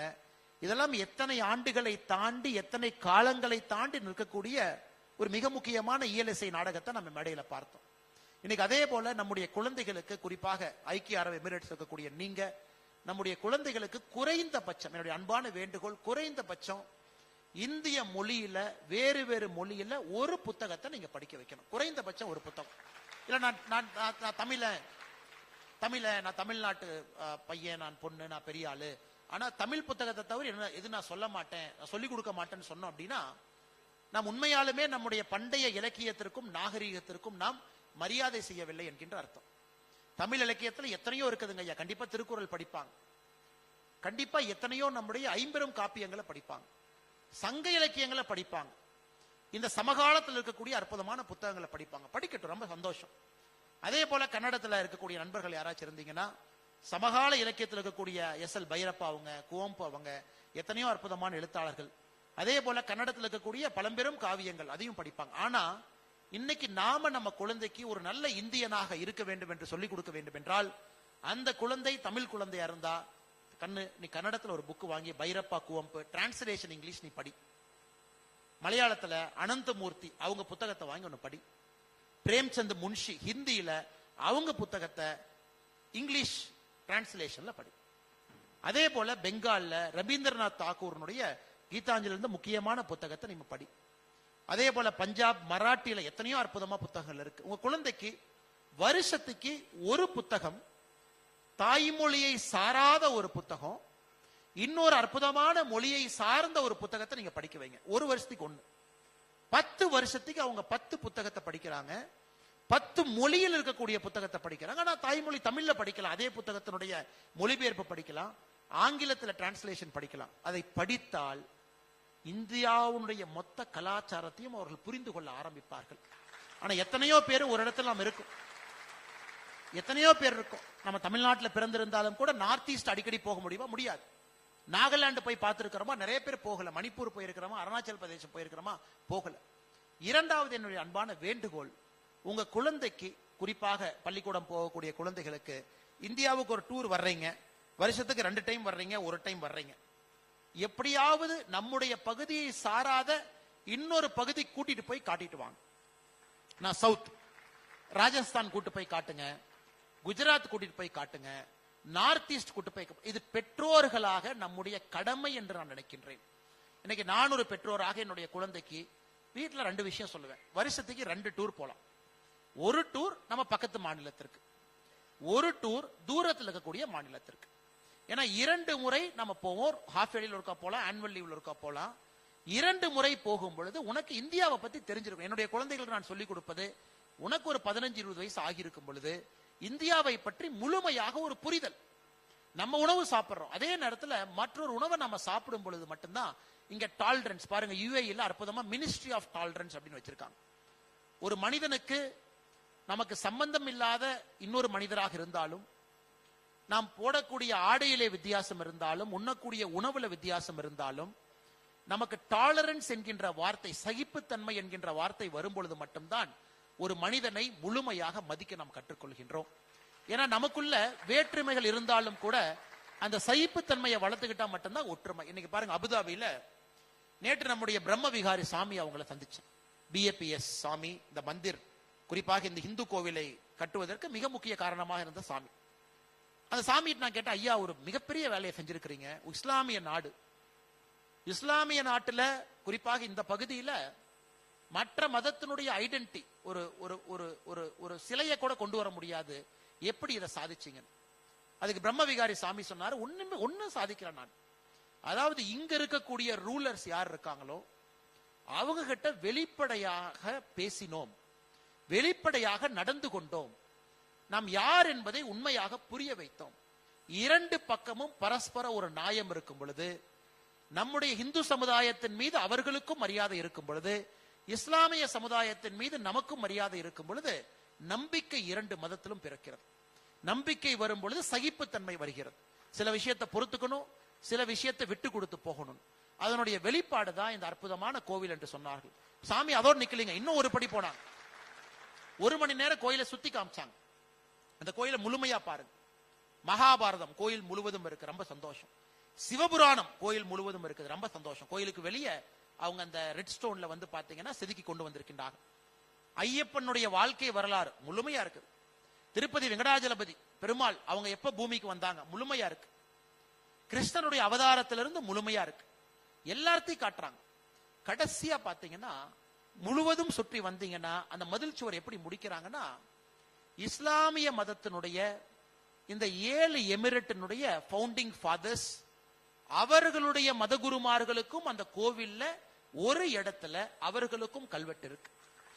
அப்படி என்றால் எங்களை மதித்து இந்த நாட்டில் எங்களுக்கு நிலம் கொடுத்து எங்களுடைய மதத்திற்கு மரியாதை கொடுத்து நீங்கள் பெருமை சேர்த்திருக்கின்றீர்கள். உங்களுடைய மதத்திற்கும் நாங்கள் மரியாதை கொடுக்க விரும்புகின்றோம். கடைசியா பாத்தீங்கன்னா அதோட நிக்கலீங்க. இன்னைக்கு பாரதியர்கள் நாம் அதிகமாக பயன்படுத்தக்கூடிய வார்த்தை வாசுதேவ குடும்பம்னு சொல்றோம். மொத்த உலகமும் ஒரே ஒரு உலகம், ஒரே ஒரு மக்கள் என்று சொல்லுகின்றோம். காரணம், நாம் யாரும் பிறப்பின் அடிப்படையில் இங்கேதான் பிறப்பேன் என்று நாம் முடிவு செய்யவில்லை. ஆண்டவன் அனுப்பியிருக்கிறார். அதனாலதான் நம்முடைய ஓம் சாந்தி ஓம் சாந்தி ஓம் சாந்தின்னு அடிக்கடி சொல்றோம். அந்த ஓம் சாந்தி என்பது அமைதிங்கிறோம். அமைதி எல்லா மனிதர்களும் அமைதியாக இருக்கட்டும், எல்லா இனமும் அமைதியாக இருக்கட்டும், மிருகங்களும் அமைதியாக இருக்கட்டும், பஞ்சபூதங்களும் அமைதியாக இருக்கட்டும்னு அந்த ஓம் சாந்தி தராக மந்திரத்தை எல்லா இடத்துலயும் சொல்றோம். இந்த கோவிலுடைய இன்னொரு சிறப்பு பாத்தீங்கன்னா, நீங்கள் பார்த்திருப்பீங்க, முழுமையாக பார்த்துட்டு வந்தீங்கன்னா நாம் இந்து மதத்தை காட்டிட்டோம், நம்முடைய கலாச்சாரத்தை காட்டிட்டோம், இஸ்லாமிய மதத்திற்கும் மரியாதை கொடுத்துட்டோம். அதை தாண்டி 14 கலாச்சாரங்களுடைய கதை அங்கே வடிவமைத்திருக்கின்றார். கடைசியா நீங்க வந்தீங்கன்னா 16 கலாச்சாரத்தினுடைய கதை. எஸ்கிமோ அவங்களுக்கு ஒரு கல்வெட்டு, அமெரிக்காவில் ரெட் இந்தியன்ஸ் அவர்களுக்கு ஒரு கல்வெட்டு, ஈஜிப்தியன் சுமேரியன் சிவிலைசேஷன் அவர்களுக்கு ஒரு கல்வெட்டு. அடிப்படையில் எல்லா மதமும் அமைதியை மட்டும்தான் போதிக்கின்றது என்பதை அந்த 16 கல்வெட்டத்துல கலாச்சாரத்துல காட்டுறாங்க. இது பாருங்க, அத யாரு பார்த்தாலும் கூட நம் மதத்தின் மீது மரியாதை வருமா வராதுங்களா? இந்த கோவில்ல உங்கள் மதத்திற்கு எவ்வளவு முக்கியத்துவம் கொடுக்கறீங்களோ அதை மற்ற மதத்திற்கும் நீங்க இடத்தை ஒதுக்கி இருக்கிறீங்க. கோயில்ல பாத்தீங்கன்னா 7 பில்லர்ஸ் இருக்கு. 7 எமிரேட்ஸ்க்கு மரியாதை கொடுப்பதற்காக 7 இந்திய கடவுளை உள்ள வச்சிருக்கிறோம். இந்தியாவுடைய வேறு வேறு பகுதி, ஜெகநாதர் ஒரிசா பகுதியில் இந்தியாவுடைய கடவுள், அவருக்கு ஒரு இடம். ஐயப்பன் கேரளா, அவருக்கு ஒரு இடம். திருப்பதி வெங்கடாஜல பெருமாள் அவருக்கு, கிருஷ்ண பரமாத்மா அவங்களுக்கு, சிவபெருமான் தன்னுடைய குடும்பத்தோடு. சோ 7 டவர்ஸ் இருக்குது. 7 அரபு எமிரேட்ஸ்க்கும் முக்கியத்துவம். அப்ப என்ன ஆச்சுங்க? ஆரம்பத்தில் இங்க இருக்கக்கூடிய ரூலர்ஸ் 5 ஏக்கர் கொடுத்தாங்க. நம்முடைய நம்பிக்கையை பார்த்து 7 ஏக்கர் கொடுத்தாங்க. நம்பிக்கையை பார்த்து 10 ஏக்கர் கொடுத்தாங்க. நம்பிக்கையை பார்த்து 15 ஏக்கர் கொடுத்தாங்க. நம்பிக்கையை பார்த்து 25 ஏக்கர் கொடுத்தாங்க. இன்னைக்கு 30 ஏக்கர் கொடுத்து இன்னும் பக்கத்திலேயே லேண்ட் கொடுக்கிறோம், அங்கே டெவலப் பண்ணுங்க. இன்னைக்கு புத்த மதத்தில் இருக்கக்கூடிய பிச்சுக்கள் இங்கே வந்து எங்களுக்கு ஒரு கோவில் கட்ட வேண்டும் என்று சொல்லும் பொழுது இந்த அபுதாபியினுடைய ரூலர் என்ன சொல்றாங்க? முதல்ல போய் இந்த கோயிலை பாருங்க, அந்த சாமிகிட்ட பேசுங்க, அவங்க எப்படி செஞ்சாங்கன்னு பார்த்துட்டு வாங்க, அதன் பிறகு உங்களையும் நாங்கள் கவனிக்கின்றோம், உங்களுக்கு நாம கொடுக்கிறோம். இது ரொம்ப ஒரு பவர்ஃபுல் மெசேஜ்ங்க, வெரி பவர்ஃபுல் மெசேஜ். இன்னைக்கு நமக்கு இது தேவைப்படுகிறது. நாம வந்து வேறு வேறு மொழின்னு சொல்லிட்டு போயிடும், மொழிகளால் சண்டை. இன்னைக்கு தமிழ்நாட்டில், கர்நாடகால, வேற ஒரு இடத்துல பாத்தீங்கன்னா சிறு சிறு விஷயங்களுக்காக சண்டை போட்டுக்கிறோம். ஏன்னா நாம் என்ன கேட்கிறோம்? எனக்கும் உனக்கும் ஒரு வேற்றுமை இருக்கு, நான் வேற்றுமையை மட்டும் பார்க்கிறோம். ஆனா எத்தனையோ ஒற்றுமையை நாம் பார்க்க ஆரம்பித்தால் எப்படி நமக்குள்ள ஒரு பிரிவுகள் வரும்? நமக்குள்ள வேறு வேறு மொழிகளாக இருந்தாலும் கூட எப்படி நமக்குள்ள ஒரு வேற்றுமை வரும்? இதை பார்க்கும் பொழுது எனக்கு அவ்வளவு சந்தோஷமா இருந்துச்சுங்க. அபுதாபியில இந்த இந்து கோவிலை பார்க்கும் பொழுது அந்த பிரம்மவிகாரி சுவாமி அவர்கள், BAPS இருக்கக்கூடிய எல்லா மாங்ஸ், எல்லா சன்னியாசிகளும் எவ்வளவு கஷ்டப்பட்டு இந்த அற்புதமான இடத்துல ஒரு கோவிலை உருவாக்கி இன்னைக்கு 3 மில்லியன் பேர், 30 லட்சம் பேர் அந்த கோயிலுக்கு போயிருக்காங்க. சாதாரண வேலைங்களா? முதல் 100 நாள்ல 1 மில்லியன், 10 லட்சம் பேர் கோயில் திறந்து முதல் 100 நாள்ல 1 மில்லியன் பேர் போயிருக்கிறாங்க. எவ்வளவு சந்தோஷம்! அதனால் நிச்சயமாக அது நமக்கு ஒரு பாடமாக நான் பார்க்கின்றேன். இந்த வேற்றுமையில் ஒற்றுமை என்பதற்கு இலக்கணமாக அபுதாபியில் இருக்கக்கூடிய இந்த BAPS ஹிந்து மந்திர் திகழ்ந்து கொண்டிருக்கிறது. நிச்சயமாக நாம் எல்லோரையும் கூட இந்தியாவில் தொடர்ந்து நாம் பிணைத்துக் கொண்டிருக்கின்றோம். ஒரு இணைப்பு பாலமாக இங்க இருக்கக்கூடிய நீங்கள் அனைவருமே இந்தியாவிற்கும் ஐக்கிய அரபு எமிரேட்ஸுக்கும் லிவிங் பிரிட்ஜ், அதாவது நிகழ்காலத்துல உயிரோட்டமாக இருக்கக்கூடிய ஒரு பாலமாக நீங்கள் இருக்க வேண்டும் என்கின்ற அன்பான வேண்டுகோளையும் இந்த நேரத்தில் you should act as a living bridge என்கின்ற அன்பான வேண்டுகோளையும் உங்களுக்கு இந்த நேரத்தில் வைக்கின்றோம். அதே நேரத்தில் தமிழ்நாட்டில் ரொம்ப ஆர்வமா பார்த்துட்டு இருக்கிறீங்க நம்ம ஊர்ல என்ன நடக்குது, நம்ம ஊர்ல அரசியல் கலை எப்படி இருக்கு, இதெல்லாம் பேசினாலும் கூட கடைசியாக நாம் இங்க வர வேண்டிய கட்டாயம் நமக்கு இருக்கு. இன்னைக்கு தமிழகத்தை பொறுத்தவரை ஒரு அற்புதமான மாநிலம். நாம் எல்லோரும் கூட தமிழகத்தில் மறுபடியும் தேசியமும் ஆன்மீகமும் 2 கண்களாக வர வேண்டும் என்று நினைக்கின்றோம். தமிழகத்தில் இருக்கக்கூடிய முக்கியமான தரவுகளை, ஆய்வறிக்கைகளை பார்க்கும் பொழுது எங்கேயோ ஒரு இடத்துல ஒரு சின்ன கோபம் நம்ம எல்லாத்துக்குமே வருது. எப்படி இருந்த ஒரு தமிழகம் எப்படி இருக்க வேண்டிய ஒரு தமிழகம், எப்படிப்பட்ட மனிதர்கள் வாழ்ந்த ஒரு தமிழகம். இன்னைக்கு குடி என்பது சாதாரணமாக கொண்டிருக்கிறது, குடிபோதை என்பது எல்லா இடத்துலயும் வந்துருச்சு. அப்படிங்கறதெல்லாம் நமக்கு நிச்சயமாக ஒரு பெரிய ஒரு மன உறுத்தலை நமக்கு உண்டு செய்திருக்கிறது. அதே நேரத்தில் சட்டம் ஒழுங்கு, பாதுகாப்பு, இது அரசியல் பேசக்கூடாத ஒரு மேடை. நான் அரசியல் பேச விரும்பவில்லை, எந்த ஒரு கட்சியை பற்றி குறை நிறைகளை சொல்வதற்கும் இங்கே வரவில்லை. ஆனால் நிச்சயமாக நம் எல்லோருடைய பொறுப்பும் கூட தமிழகத்துல இழந்த ஒரு பெருமையை மீட்க வேண்டிய கடமையும் கட்டாயமும் நமக்கு இருக்குங்க, எந்த மாற்று கருத்தும் இல்லை. ஏன்னா இன்னைக்கு நாம இத்தனை பேர் இங்க வந்திருக்கிறீங்க, இத்தனை பேர் படித்தவர்கள் இங்க இருக்கிறீங்க, படிப்புனால நீங்க இன்னைக்கு ஐக்கிய அரபு எமிரேட்ஸ் வந்திருக்கிறீங்கன்னா அதெல்லாம் பின்னாடி திரும்பி பார்த்தீங்கன்னா எத்தனையோ பேர் பிள்ளையார் சொல்லி போட்டிருக்காங்க. நீங்க படிப்பதற்கு, நல்ல ஒரு தரமான அரசு பள்ளிக்கூடத்தில் படித்து இங்கே வருவதற்கு. கர்ம வீரர் காமராஜர் ஐயா 9 ஆண்டுகள் தமிழகத்தினுடைய முதலமைச்சராக இருந்தாங்க. 1954 1963 வரை. அந்த 9 ஆண்டுகள் தமிழகத்தினுடைய முதலமைச்சராக இருந்த பொழுது 9 ஆண்டும் தமிழகத்துல சாராய கடை திறக்கப்படவில்லை. ஆனா காமராஜரையே என்ன திறந்தார்? 9 ஆண்டுகள் என்ன திறந்தாருன்னா பூட்டி கிடந்த 12,000 பள்ளிக்கூடத்தை திறந்தார். புதிதாக 6,000 பள்ளிக்கூடத்தை திறந்தார். இந்திய அரசியல் வரலாற்றுல 9 ஆண்டு காலம் ஒருத்தர் முதலமைச்சராக இருந்து 18,000 பள்ளிக்கூடங்கள் திறக்கப்பட்ட ஒரே ஒரு மாநிலம் தமிழகம் தான். 1954 63 வரை. அதனால என்ன ஆச்சுன்னு பாருங்க.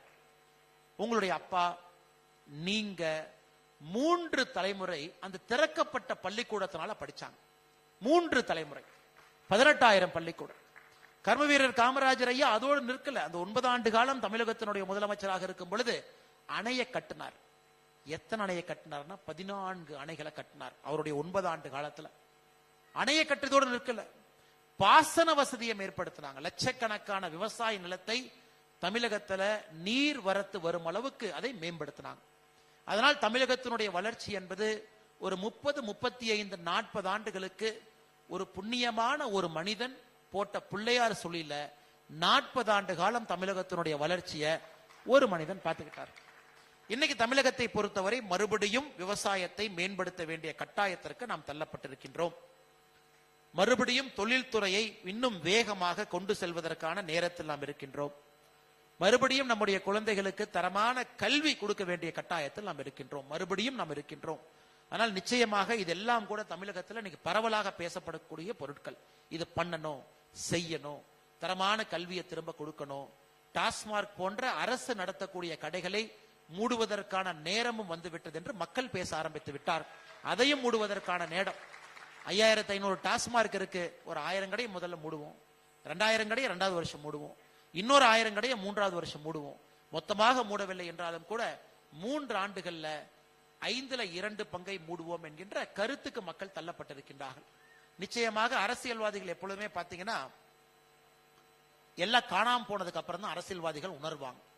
மக்களுடைய பல்ஸ் ரியல் டைம் அரசியல்வாதிகள் தமிழகத்துல புரிந்து கொண்டு ரொம்ப நாள் ஆச்சுங்க. ரியல் டைம் மக்கள் என்ன நினைக்கிறாங்க? அரசியல்வாதிகளை பொறுத்தவரை தமிழகத்துல இன்னைக்கு 2 மொழி போதும் அப்படிங்கிறாங்க, 2 மொழி போதுங்கிறாங்க. ஏன்னா அரசியல்வாதிகள் 3 மொழி 4 மொழி கற்ற அரசியல்வாதிகள் யாரு இன்னைக்கு இல்லைங்க ஐயா. ஒரு மொழியே சரியாத பேசாத அரசியல்வாதிகள் தான் இன்னைக்கு இருக்காங்க. இன்னைக்கு தமிழகத்தை பொறுத்தவரை 2, 3, 4 மொழிகள் நமக்கு வேண்டும் என்கின்ற எண்ணத்தை நம்ம முடிவு பண்ணிட்டோம். வேணும், குழந்தைங்களுக்கு வேணும், குழந்தைங்க படிக்கணும். இதே ஆந்திரால சந்திரபாபு நாயுடு அவர் சொல்றார், என்ன 2 லாங்குவேஜ் பாலிசி, ஆந்திரால 5 லாங்குவேஜ் பாலிசிங்கிறாரா. எல்லா மொழியும் கத்துக்க, உலகம் ஃபுல்லா போ. நீங்க எல்லாம் உலகம் ஃபுல்லா போனா தானே இந்த நாடு வளர்ச்சி அடையும், மனிதர்கள் வளர்ச்சி அடைவாங்க. இன்னைக்கு தமிழ்நாட்டில் நாம் கேட்கறது 5 லாங்குவேஜ் வேண்டாங்க, 3 லாங்குவேஜ் முதல்ல கொடுத்தா போதும், அதுக்கப்புறம் 4 லாங்குவேஜ், அதுக்கப்புறம் 5 லாங்குவேஜ். அதிலும் குறிப்பாக இந்த 2020 தமிழ் மொழியில கத்துக்கணும். ஒரு பாடமாக இன்னொரு மொழி வரணும். ஆங்கிலம் இருக்க வேண்டும், தமிழ் மொழி அடிப்படை கட்டாய பாடமாக இருக்கணும். கனடா பார்டர்ல, கர்நாடகா பார்டர்ல, ஹொசூர்ல எத்தனையோ பேர் கன்னடம் பேசுறாங்க, அங்க கன்னடம் கொண்டு வந்துடலாம். கோயம்புத்தூர் மலையாளம் பேசுறாங்க, அங்க மலையாளம் கொண்டு வந்துடலாம். சென்னையில கிட்டத்தட்ட 20% மக்கள் தெலுங்கு பேசுறாங்க, அங்கே தெலுங்கு கொண்டு வந்து விடலாம். அதனால இதையும் இன்னைக்கு நாம் ஆக்ரோஷமாக பேச ஆரம்பித்திருக்கின்றோம். தமிழகத்துல அடுத்த கட்ட வளர்ச்சிக்கு அதிகமான மொழிகள் நாம் தெரிந்திருக்க வேண்டிய கட்டாயம் நமக்கு இருக்கிறது என்பதையும் நாம் இன்னைக்கு உறுதியா பேச ஆரம்பித்திருக்கின்றோம். இது ஒரு இன்னைக்கு இதெல்லாம் டிஸ்கஷன் பாயிண்ட்ஸுங்க, இதெல்லாம் டிஸ்கஷன் பாயிண்ட்ஸ். நம்முடைய வளர்ச்சி எப்படி இருக்கணும், மக்கள் இதெல்லாம் பேசணும். நாம் எப்படி அடுத்த கட்டத்திற்கு போகணும், இதையெல்லாம் பேசணும். எந்தெந்த மொழிகள் வேண்டும், இதையெல்லாம் நம்ம பேசணும். கல்வித்துறை இன்னும் திறனாக இருக்கிறதா, இதையெல்லாம் நம்ம பேசணும். இன்னைக்கு தமிழகத்தில் பார்த்தீங்கன்னா செங்கல்பட்டு, சென்னை, கோயம்புத்தூர் இந்த 3 மாநிலங்கள் தமிழகத்தினுடைய மொத்த பொருளாதார குறியீடு ஸ்டேட் ஜிடிபியில இந்த 3 மாவட்டங்கள் மட்டுமே தமிழகத்துல அதிகமான உற்பத்தி திறன் கொண்ட மாவட்டமா இருக்கு. இன்னைக்கு நாம அரியலூரை பத்தி யோசிக்கிறோம், நாம திருவாரூரை பத்தி யோசிக்கிறோம். தமிழகத்தினுடைய தென் பகுதி வளர்ச்சி வர வேண்டும் என்று நினைக்கின்றோம். கன்னியாகுமரி, திருநெல்வேலி, தூத்துக்குடி இந்த எல்லா பகுதியும் கூட வளர்ச்சி செல்ல வேண்டும் என்று நினைக்கின்றோம். which means balanced development. எல்லா பக்கம் வளர்ச்சி போகணும். வளர்ச்சி என்பது மாநிலத்தினுடைய தலைநகரை சுத்தி மட்டும் இருக்கக்கூடாது. வளர்ச்சி என்பது கோயம்புத்தூரை சுத்தி மட்டும் இருக்கக்கூடாது. வளர்ச்சி என்பது தமிழகத்தினுடைய எல்லா பகுதிகளுக்கும் போக வேண்டும் என்பதும் நாம் இன்னைக்கு பேச ஆரம்பிச்சிருக்கிறோம். அதை மாதிரி நம்ம யோசிக்கலாமா? நமக்கு பொருள் வரும் பொழுது, யாராவது முதலீட்டாளர் வரும் பொழுது, முதல்ல நீங்க சவுத்துக்கு போங்க, முதல்ல தூத்துக்குடிக்கு போங்க, தென்காசிக்கு போங்க, அங்க போங்க, இளைஞர்களுக்கு வேலை வாய்ப்பு உருவாக்குங்க. எதற்காக? சதர்ன் பார்ட் ஆஃப் தமிழ்நாட்டில் இருக்கக்கூடிய இளைஞர்கள் எதற்காக உலகம் முழுவதும் வேலைக்கு போகணும்? சிங்கப்பூர்ல இருக்கிறாங்க, லண்டன்ல இருக்கிறாங்க, உலகம் முழுவதுமே. மதுரைக்கு கீழே தென்காசி, கன்னியாகுமரி வரைக்கும் பாத்தீங்கன்னா லட்சக்கணக்கான இளைஞர்கள் உலகம் முழுவதும் வேலை பார்க்கிறாங்க. இன்னைக்கு அந்த இளைஞர்களுக்கு அந்த பகுதியில வேலை வாய்ப்பை உருவாக்க வேண்டிய கட்டாயம் நாம் இருக்கிறோம். வளரணும், தமிழ்நாடு முழுவதும் வளரணும், தமிழ்நாட்டினுடைய எல்லா பகுதியும் வளர வேண்டும் என்பதில் நாம் தெளிவாக இருக்கின்றோம். அதையெல்லாம் தாண்டி ஒரு தேசிய சிந்தனை எல்லா இடத்துலையும் வரணும். அது பாட புத்தகத்திலிருந்து ஆரம்பிக்கணும். ஒரு அடிப்படை பாட புத்தகத்துல ஒரு குழந்தை அதை திறந்து படிக்கும் பொழுது அந்த தேசிய சிந்தனை அந்த பாட புத்தகத்திலே விதைக்கப்பட்டிருக்க வேண்டும். அந்த குழந்தை படிக்கணும், எல்லாத்தையும் படிக்கணும். அந்த குழந்தை இன்னுமே யாரோ வந்தாரு, தென்னமரத்தை வெட்டினாரு, கல்லுக்கடையை நிறுத்தினாரு அப்படிங்கறத மட்டும் ஒரு குழந்தை எத்தனை வருஷம் படிக்கணும்? அது முக்கியம்தான், அதையும் ஒரு பக்கம் வைங்க. ஆனா ஒரே கதையை எத்தனை வருஷம் 3 பக்கத்துக்கு எழுதுவீங்க? எல்லா விஷயத்தையும் எழுதுவோம். இந்தியாவில் சுதந்திரத்திற்காக போராடி எல்லா தலைவர்களையும் கொண்டு வாங்க. தமிழகத்துல எல்லா பகுதியிலும் சுதந்திரத்துக்காக போராடி அவங்களை கொண்டு வாங்க. அந்த குழந்தை ஒரு பாட புத்தகத்துல ஒரு அடிப்படை மாற்றம் கொண்டு வரும் பொழுது மட்டும்தான் அந்த குழந்தைக்கு அங்கிருந்து தேசபக்தி உருவாகிறது. பள்ளிக்கூடத்துல தேசபக்தி சம்பந்தப்பட்ட விஷயங்களை எல்லாம் சொல்லி கொடுத்து ஒரு நாடகம். இன்னைக்கு நீங்க பாருங்க ஐயா, மிகப்பெரிய மனிதர்களை எங்கிருந்து தேசபக்தி கிடைச்சது? மகாகவி சுப்பிரமணிய பாரதி, அவருடைய வாழ்க்கையை மட்டும் எடுத்துக்க. தேசபக்தி எங்கிருந்து வந்துச்சு? பள்ளிக்கூடத்துல இருந்து ஆரம்பிச்சது. பள்ளிக்கூடத்துல ஒரு ஆசிரியர் அங்கே தேசபக்தி உணர்வை ஊட்டி 5 வயசுல தந்தை இழக்கின்றாங்க, 15 வயசுல அம்மா விளக்குறாங்க. அதன் பிறகு காசிக்கு போறாங்க. எங்கேயோ ஒரு இடத்துல அந்த தீயை கொழுந்து விட்ட ஒரு தீயை கொடுத்த பிறகு அது கொழுந்து விட்டு எரியுது. சோ பள்ளிக்கூடத்துல இன்னைக்கு அடிப்படையான விஷயங்களை பேச வேண்டிய கட்டாயம் தமிழ் சமுதாயத்திற்கு இருக்கு. அதையும் நம்ம செய்யணும். இதற்கெல்லாம் தீர்வு உங்களுக்கு தெரியும். மக்கள் சிந்திக்க ஆரம்பித்தாவே தீர்வு என்று நான் நினைக்கின்றேன். மக்கள் சிந்திக்க ஆரம்பிச்சிட்டாங்கன்னா, இதை பத்தி பேச ஆரம்பிச்சிட்டாங்கன்னா, உள்ளே வரும்பொழுது நீங்க போட்டீங்க. இன்னைக்கு தமிழ்நாட்டை பொறுத்தவரை இன்னைக்கு நாம சோசியல் மீடியால என்ன சண்டை போட்டுக்கிறோம்? என்னுடைய நடிகன் நடிச்ச படத்துக்கு அதிக வசூலா, இல்ல உன்னுடைய நடிகன் நடிச்ச படத்துக்கு அதிக வசூலா? இதான் அடிப்படை சண்டையாக இருக்கு. எல்லா நடிகர்களும் முக்கியம்தான், எல்லாரும் சூப்பர் ஸ்டார் தான், எல்லாரும் நம்ம மகிழ்விக்கின்றார்கள், அது வேறுங்க ஐயா. ஆனா அடிப்படையில சமூக வலைதளத்துல நம்முடைய இளைஞர்கள் எதுக்கு சண்டை போடணும்? வளர்ச்சி பாதை எப்படி, தமிழகம் எப்படி இருக்கணும், அடுத்து நாம் எப்படி இருக்கணும், தொழில்துறை எப்படி இருக்கணும், அதற்குத்தான் சண்டை இருக்கணுமோ தவிர எந்த சமூக வலைதளத்தை ஓபன் பண்ணாலும் ஏன் நடிகர் நடிச்ச முதல் நாள் இவ்வளவு வசூல், உனக்கு பிடிச்ச நடிகர் முதல் நாள் இவ்வளவு வசூல், அப்ப ஏன் நடிகர் பெருசா உன் நடிகன் பெருசா? இதையெல்லாம் நான் மாத்த வேண்டிய கட்டாயம் நமக்கு இருக்கு. ஆமாம், சந்தோஷம்தான். 150 கோடி ரூபாய் இன்னைக்கு தமிழ்நாட்டில் ஒரு படம் ஒரு நாள்ல வசூல் பண்றது சந்தோஷம் தான். அந்த அளவுக்கு பொட்டன்ஷியல் இருக்கு, அந்த அளவுக்கு உலகம் முழுவதும் மக்கள் பார்க்கிறாங்க. படங்கள் 1000 கோடி ரூபாய் வசூல் பண்றது சந்தோஷம் தான். ஆனா வாழ்க்கை என்பது படத்தை தாண்டித்தான் ஆரம்பிக்கிறது என்பதை நம்ம இளைஞர்கள் உணரும் பொழுது மட்டும்தான் உண்மையான வளர்ச்சி கீழே வர ஆரம்பிக்கும். அதையும் பக்குவமா சொல்லணும். அதை நீங்க பக்குவமா சொல்லீங்கன்னா இளைஞர்களுக்கு கோவம் வந்துடும். எப்படின்னா நீங்க அப்படி சொல்லலாம்? படத்தை பத்தி சொன்னீங்க, தலைவனை பத்தி சொன்னீங்க, அதனால இளைஞர்கள்ட்ட பக்குவமாக பேசணும். டக்குன்னு கோவம் வந்துருது, டக்குன்னு அவங்க தவறா நினைச்சுக்கிறாங்க, நம்ம வேற ஏதோ சொல்ல போய் வேற ஏதோ புரிஞ்சுக்கிறாங்க. அதையும் நம்ம சரியா கம்யூனிகேட் பண்ணணும். அந்த இளைஞர்களுக்கு ஆக்கப்பூர்வமான இடத்தை நோக்கி நகர்த்தி செல்ல வேண்டும். எத்தனையோ இடத்துல சண்டை போட்டுக்கிறாங்க, ஸ்கூல்ல ஜாதிகள் வந்து விட்டது, கையில பாத்தீங்கன்னா கயிறு கட்டுறாங்க, கயிறை வைத்து எந்த ஜாதின்னு சொல்லாங்கிறாங்க, ஸ்கூலுக்குள்ள அருவாள் கலாச்சாரம் வந்துருச்சு. இதையெல்லாம் தமிழ் சமுதாயத்தினுடைய பிரச்சனைகள்ல ஒரு முக்கிய பிரச்சனையாக நாம் பார்க்கின்றோம். அதை எல்லாம் சரி பண்ண வேண்டிய கடமை நமக்கு இருக்கு. ஒரு பக்கம் வாய்ப்பு, ஒரு பக்கம் நமக்கு இருக்கக்கூடிய அற்புதமான கண் முன்னால் இருக்கக்கூடிய பாதை ஒரு பக்கம். இன்னொரு பக்கம் இத்தனை இளைஞர்களை நல்வழிப்படுத்தி சரியான பாதையில் எடுத்து செல்ல வேண்டிய கடமை. இந்த இரண்டு பொறுப்புகளையும் சில மனிதர்கள் அற்புதமா செஞ்சாங்க. அதுல கர்மவீரர் காமராஜர் ஐயாவுடைய பெயரை திரும்ப திரும்ப நான் சொல்வதற்கான காரணம், அந்த இரண்டையும் அற்புதமான செஞ்ச ஒரு அற்புதமான தலைவர். தமிழகத்திற்கு மறுபடியும் இன்னைக்கு எல்லாருமே சொல்றாங்க கர்மவீரர் காமராஜர் ஐயாவுடைய ஆட்சி வேணுங்கிறாங்க. ஆனா கர்மவீரர் காமராஜர் ஐயா மாதிரி வாழ்ந்தீங்களான்னு கேட்டீங்கன்னா யாரும் இல்லை. கர்மவீரர் காமராஜர் ஐயாவை போல் வாழ்ந்தால் மட்டும்தான் கர்மவீரர் காமராஜர் ஐயாவுடைய ஆட்சி வரும். நாம வேற மாதிரி வாழ்ந்துட்டு வாய்ப்பேச்சில் மைக்கில் மட்டும் கர்மவீரர் காமராஜர் ஐயாவுடைய ஆட்சி வேண்டும் என்று சொன்னா அது வராதுங்க. அதனால் நிச்சயமாக இன்னைக்கு இருக்கக்கூடிய அரசியல்வாதிகள், எல்லா தலைமுறை, எல்லா கட்சியை சார்ந்த அரசியல்வாதிகளும் கூட இதை பற்றி யோசிப்பார்கள், நினைப்பார்கள். இதை ஒரு சிந்தனையாக மனதில் வைத்து ஒரு நல்ல ஒரு சமுதாயத்தை உருவாக்குவதற்கு பாடுபடுவார்கள் என்கின்ற நம்பிக்கை எனக்கு இருக்குது. இன்னைக்கு ஐக்கிய அரபு எமிரேட்ஸ்ல எல்லோரும் எவ்வளவு ஒரு எந்தூசியாஸ்டிக்கா, ஒரு எனர்ஜெட்டிக்கோட மாற்றம் வர வேண்டும் என்கின்ற ஒற்றை சிந்தனையில் இருக்கு. பெரிய பெரிய ஜாம்பவான்கள்லாம் இங்க இருக்கிறாங்க. நிறைய சிந்தனைகள் அவங்களுக்கு இருக்கு. இன்னைக்கு உங்களுடைய சிந்தனை எல்லாம் தயவு செய்து நம்முடைய நாட்டினுடைய வளர்ச்சிக்கு நீங்க கொடுக்கணும். நேற்று நம்முடைய பர்வா குரூப் அவங்ககிட்ட பேசும் பொழுது பினான்சியல் மார்க்கெட்ல இந்த மாற்றத்தை எல்லாம் கொண்டு வர வேண்டும் என்று ஒரு பெரிய சிந்தனையை சொன்னாங்க. நான் அவர்களுக்கு எல்லாம் வைக்கக்கூடிய ஒரே வேண்டுகோள், கண்ணன் ரவி என்ன சொன்னாங்க, இன்னைக்கு இதெல்லாம் இந்தியாவில் இந்த திருத்தங்கள் கொண்டு வரப்பட வேண்டும், இந்த சட்டத்தில் இந்த மாற்றத்தை கொண்டு வரப்பட வேண்டும் என்று. இன்னைக்கு அரசு நீங்கள் சொல்வதை கேட்பதற்கு தயாராக இருக்கிறது. இன்னைக்கு நீங்க சொல்லலாம், எந்த மினிஸ்டர்ட்டையும் அப்பாயின்மெண்ட் வாங்கலாம், டெல்லிக்கு நீங்க போலாம், யாரையும் இல்லை என்று யாரும் சொல்வதில்லை. காரணம் என்னன்னா, அரசை விட நீங்கள் அறிவாளிகள் என்பதை அரசு உணர்ந்திருக்கிறது. வெளியே இருக்கிறவங்க எங்களை விட அறிவாளி. ஆனால் தயவு செய்து இந்தியாவுக்கு வரும் பொழுது, சொந்த ஊருக்கெல்லாம் நீங்க வரும் பொழுது கொஞ்சம் நேரம் எடுத்து ஆட்சியாளர்கள் நீங்க சந்திக்கணும். இது போன்ற நாடுகள்ல முக்கியமான நல்ல விஷயங்கள் இருந்தா அது ஒரு ஆலோசனையா சொல்லணும். அதை நம்முடைய நாட்டுல நாம் அதை பயன்பாட்டு கொண்டு வர முடியுமான்னு யோசிச்சு நீங்க சொல்லுங்க. பிராக்டிக்கலா உங்களுக்கு தெரியும். செக்ரட்டரிஸ்க்கு ஒரு இமெயில் அனுப்பிச்சு போய் பாருங்க. நம்மை பார்க்க மாட்டார்கள் நினைத்து இமெயில் அனுப்பாம இருக்காது. அவங்க நம்பரை கண்டுபிடிச்சு ஒரு மெசேஜ்னாச்சு போடுங்க. 10 பேர்த்துல 5 பேர் கண்டிப்பா பார்ப்பாங்க. ஒருத்தர் பார்க்கவில்லை என்பதற்காக நிறுத்திடாதீங்க, தொடர்ந்து போடுங்க. எங்கேயோ ஒரு இடத்துல கதவு திறக்கும். ஏன்னா நீங்கள் கொடுக்கக்கூடிய ஆலோசனை என்பது இந்த நாட்டினுடைய வளர்ச்சிக்கு அது மிக முக்கியமான ஆலோசனை. ஏன்னா பல விஷயங்களை பாக்குறீங்க, பல காம்ப்ளெக்ஸான ப்ராப்ளத்தை சால்வ் பண்றீங்க. இன்னைக்கு துபாய் போன்ற ஒரு சின்ன ஒரு பகுதியில 190 நாட்டினுடைய மக்கள் வாழ்கின்றார்கள். சாதாரண வேலைங்களா? 190 நாட்டினுடைய மக்கள், கிட்டத்தட்ட உலக நாடுகள் இருக்கிற எல்லோருமே இன்னைக்கு துபாயில இருக்காங்க.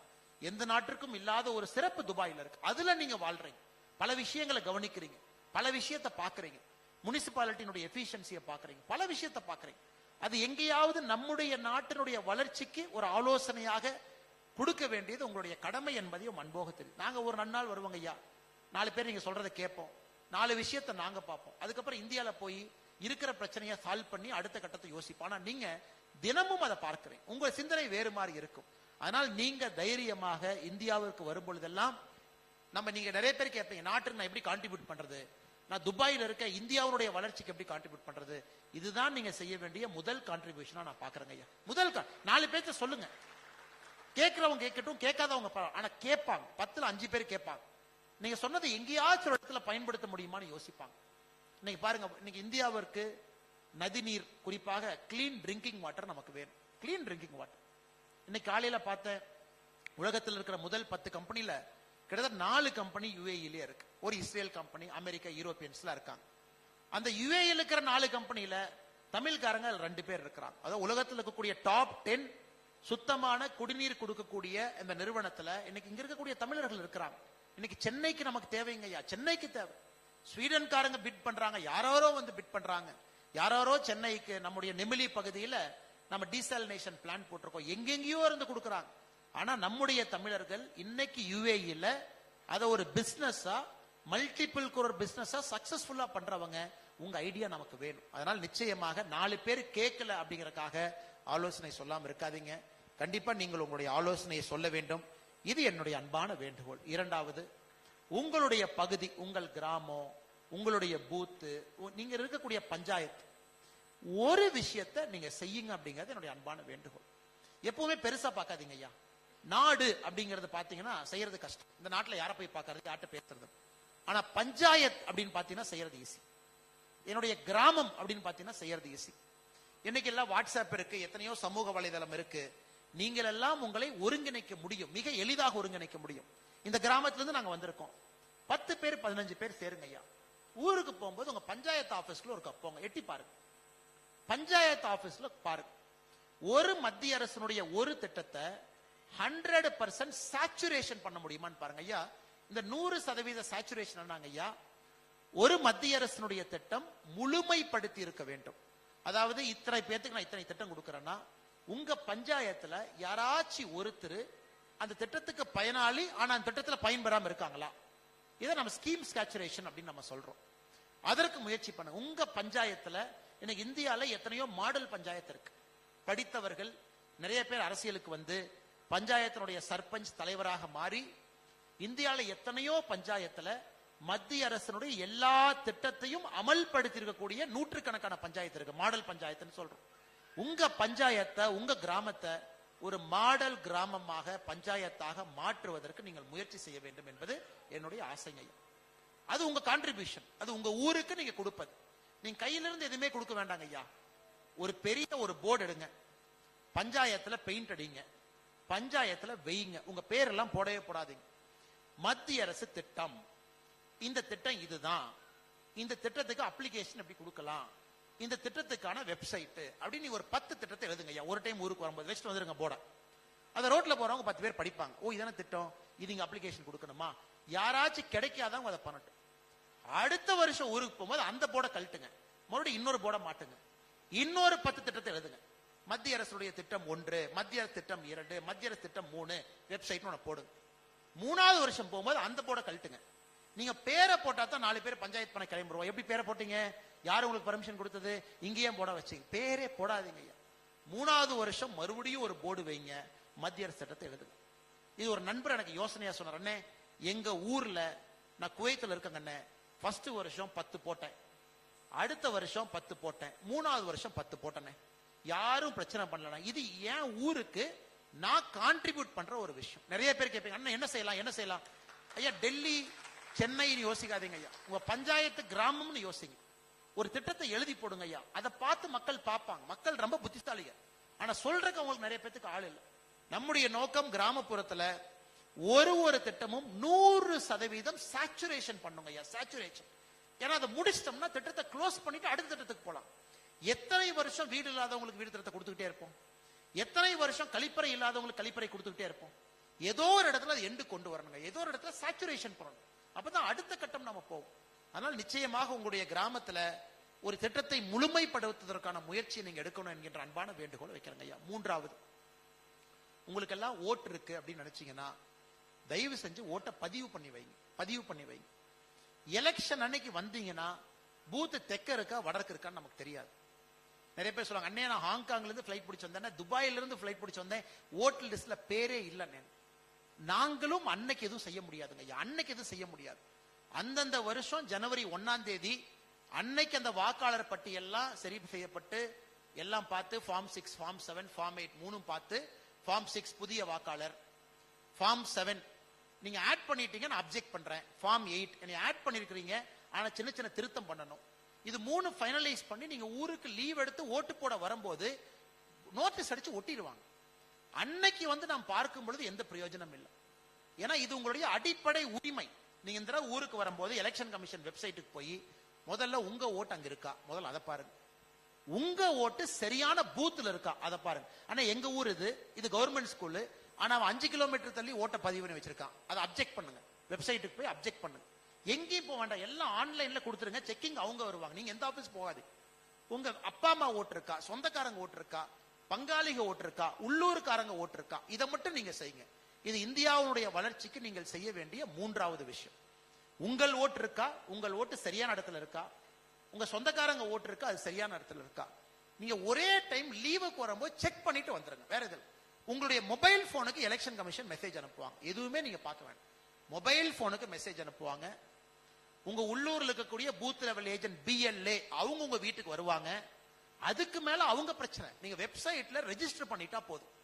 எனக்கு ஓட்டு இல்லை, எனக்கு சரியான இடத்துல இல்லை. இந்த 3 விஷயங்கள் நீங்கள் செய்ய வேண்டும் என்று அன்போடு கேட்டுக்கிற காரணம், நீங்க கஷ்டப்பட்டு சம்பாரிச்ச பணத்துல நீங்க பிளைட் டிக்கெட் போட்டு உள்ளூர்ல ஓட்டு போட வந்து ஓட்டு இல்லை என்பது எங்களுடைய அவமானமாகத்தான் நான் பார்க்கிறேன். இவ்வளவு தூரம் வந்து அவங்க ஓட்டு போட முடியலையே, எத்தனையோ பேர் அழுவாங்க.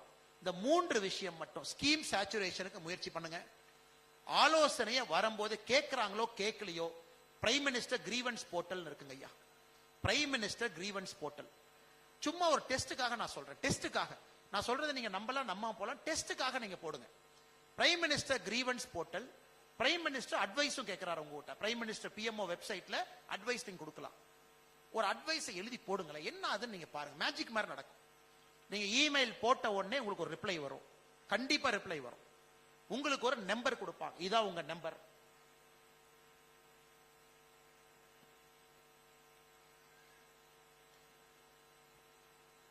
நீங்க இமெயில் போட்ட உடனே உங்களுக்கு ஒரு ரிப்ளை வரும் பிரைம் மினிஸ்டர் ஆபீஸ். எப்படி நம்ம நாடு வேலை செய்யுதுன்னு பாருங்க. நீங்க குறை சொன்னீங்க, நிறை சொன்னீங்க, கம்ப்ளைண்ட் சொன்னீங்க, நல்லது சொன்னீங்க. இது 15 நாள் கழிச்சு அப்டேட் வரும். இந்த செக்ஷனுக்கு அனுப்பிச்சிருக்கோம். யாரோ ஒருத்தர் இங்க படிப்பாங்க ஐயா. அதுக்கப்புறம் அதுக்கு க்ளோஷர் வரும். 30 நாள்ல க்ளோஷர் வரும். நீங்க அனுப்பிச்சது இது, அது இங்க போச்சு, அதற்கான ரிப்ளை இது, உங்களுக்கு க்ளோஷர். நாம குறைந்தபட்சம் செய்யலாமேங்க ஐயா, குறைந்தபட்சம் செய்யலாமே. நமக்கு ஒண்ணு தெரியும், நம்ம நாட்டினுடைய வளர்ச்சிக்கு அது உதவும். நமக்கு தெரிஞ்ச ஒரு விஷயத்தை நாட்டுக்காக கொடுக்கிறோம், அதை நீங்க செய்யுங்க. இதுதான் நான் முதல்ல சொன்னேன். உங்களுக்கு தெரிஞ்ச நாலேஜை ஷேர் பண்ணுங்க. 2வது, உங்க ஊர்ல, உங்க கிராமத்துல, உங்க தெருவுல, நீங்க அர்பன் ஏரியால, நான் சென்னையில இருக்கேன், நான் மடிப்பாக்கத்தில் இருக்கேன், நான் மயிலாப்பூர்ல இருக்கேன், கோர் சென்னை அர்பன் ஏரியா, அவ்வளவு கவர்மெண்ட் ஸ்கீம் இருக்கு. சாலையோர வியாபாரிகள் இத்தனை திட்டம், அவ்வளவு லட்சக்கணக்கான காசு. ஒரு போர்டை வைங்க, 4 பேர்த்த கூப்பிட்டு அதை ஃபாலோ பண்ண சொல்லுங்க. 3வது, உங்க ஓட்டை செக்யூர் பண்ணுங்க, சுத்தி இருக்கக்கூடிய ஓட்டை செக்யூர் பண்ணுங்க. 4வது, பிடிச்ச கட்சிக்கு ஓட்டு போடுங்க. எனக்கு இந்த கட்சி பிடிக்கும், இந்த தலைவர் பிடிக்கும், மாற்றத்தை கொடுப்பாங்க, நீங்க ஓட்டு போட்டு வந்துட்டே இருங்க. இந்த 4 மட்டுமே இங்கிருந்து நீங்கள் செய்ய முடியும். ஐக்கிய அரபு எமிரேட்ஸ்ல அமர்ந்து நாட்டினுடைய வளர்ச்சிக்காக, தமிழகத்தினுடைய வளர்ச்சிக்காக நீங்கள் செய்ய முடியும் என்கின்ற முழு நம்பிக்கை எனக்கு இருக்கு. அவங்க கீழே இருந்து மெசேஜ், அண்ணே 45 நிமிஷமா பேசிட்டு இருக்கிறீங்க, மக்கள் தூங்கிட போறாங்க, ரொம்ப நேரம் பேசிட்டீங்க, அதனால் நீங்க கொஞ்சம் இந்த போட்டோ எடுக்கிறதுக்கான நேரத்தை ஒதுக்கணும், அதனால் வேக வேகமாக நீங்கள் பேசுவதை நிறுத்திக் கொள்ள வேண்டும் என்று கீழிருந்து அன்போடு சொல்லியிருக்கின்றார்கள். அதனால் மிக அன்போடு இங்க வந்திருக்கக்கூடிய எல்லா நம்முடைய அன்பு சொந்தங்களுக்கு, தமிழகத்தினுடைய எல்லா அன்பு சொந்தங்களுக்கும் என்னுடைய நெஞ்சார்ந்த நன்றிகள். சாரிங்க ஐயா, நான் மாற்றம் ஏதோ பேசிட்டேன். நான் உணர்ச்சி மிகுதியில் இதெல்லாம் செய்யணும், இதெல்லாம் பண்ணணும், அடுத்த கட்டம் இதெல்லாம் போகணும், இவ்வளவு திறமையை பயன்படுத்தணும். என்னுடைய நோக்கம் எல்லாம் ஐயா 12.5 மில்லியன் இந்த ஊர்ல, 4.35 மில்லியன் நாம இருக்கிறோம். எவ்வளவு பெரிய விஷயம் பாருங்க. சாதாரண வேலை இல்லைங்க ஐயா, சாதாரண வேலை இல்லை. 4.35 மில்லியன் இந்தியர்கள் இருக்கும். அப்ப எவ்வளவு டேலண்ட் இந்த ஒரு நாட்டுக்குள்ள ஒளிஞ்சிருக்கு. அதை எப்படி இந்தியாவுடைய வளர்ச்சிக்கு பயன்படுத்துறது? அண்ணே சொன்னாருங்க, அண்ணே 40 வருஷத்துக்கு முன்னாடி இங்க நான் பூ விற்க வந்தேன். அது பாருங்க, சாதாரண பூன்னு நாம் பாக்குறோம், சாதாரண பூன்னு பாக்குறோம். பெருமாள் அண்ணன் சொன்னார் 40 வருஷத்துக்கு முன்னாடி. நான் கேட்டேன், அண்ணே பூ எப்படின்னே வருதுன்னு. இந்த ஊர்ல பூ இல்லைங்கன்னா டெய்லி பிளைட்ல வருதுனாரு. அப்ப எவ்வளவு காம்ப்ளிகேட் ஒரு சப்ஜெக்ட் பாருங்க. அந்த பூ மதுரை பக்கத்துல மல்லிகைப்பூ வாங்கணும். அதே மல்லிகைப்பூ தமிழ்நாட்டில் 6 இடத்துல கிடைக்கும். மதுரையில, நாகர்கோவில்ல, வேற வேற மல்லி கிடைக்கும். அதையெல்லாம் ஒருங்கிணைக்கணும், அது மார்க்கெட்டுக்கு வரும், அங்க பிடிக்கணும், அதுக்கப்புறம் லாஜிஸ்டிக்ஸ் பிளைட்ல ஏத்தணும், அதுக்கப்புறம் இங்க வரணும், அது ஒரு மாலையா கோர்த்து கொண்டு வந்து எனக்கு போட்டாங்க. அது சாதாரண வேலைங்களா? அந்த மாலையா பாக்குறோம்.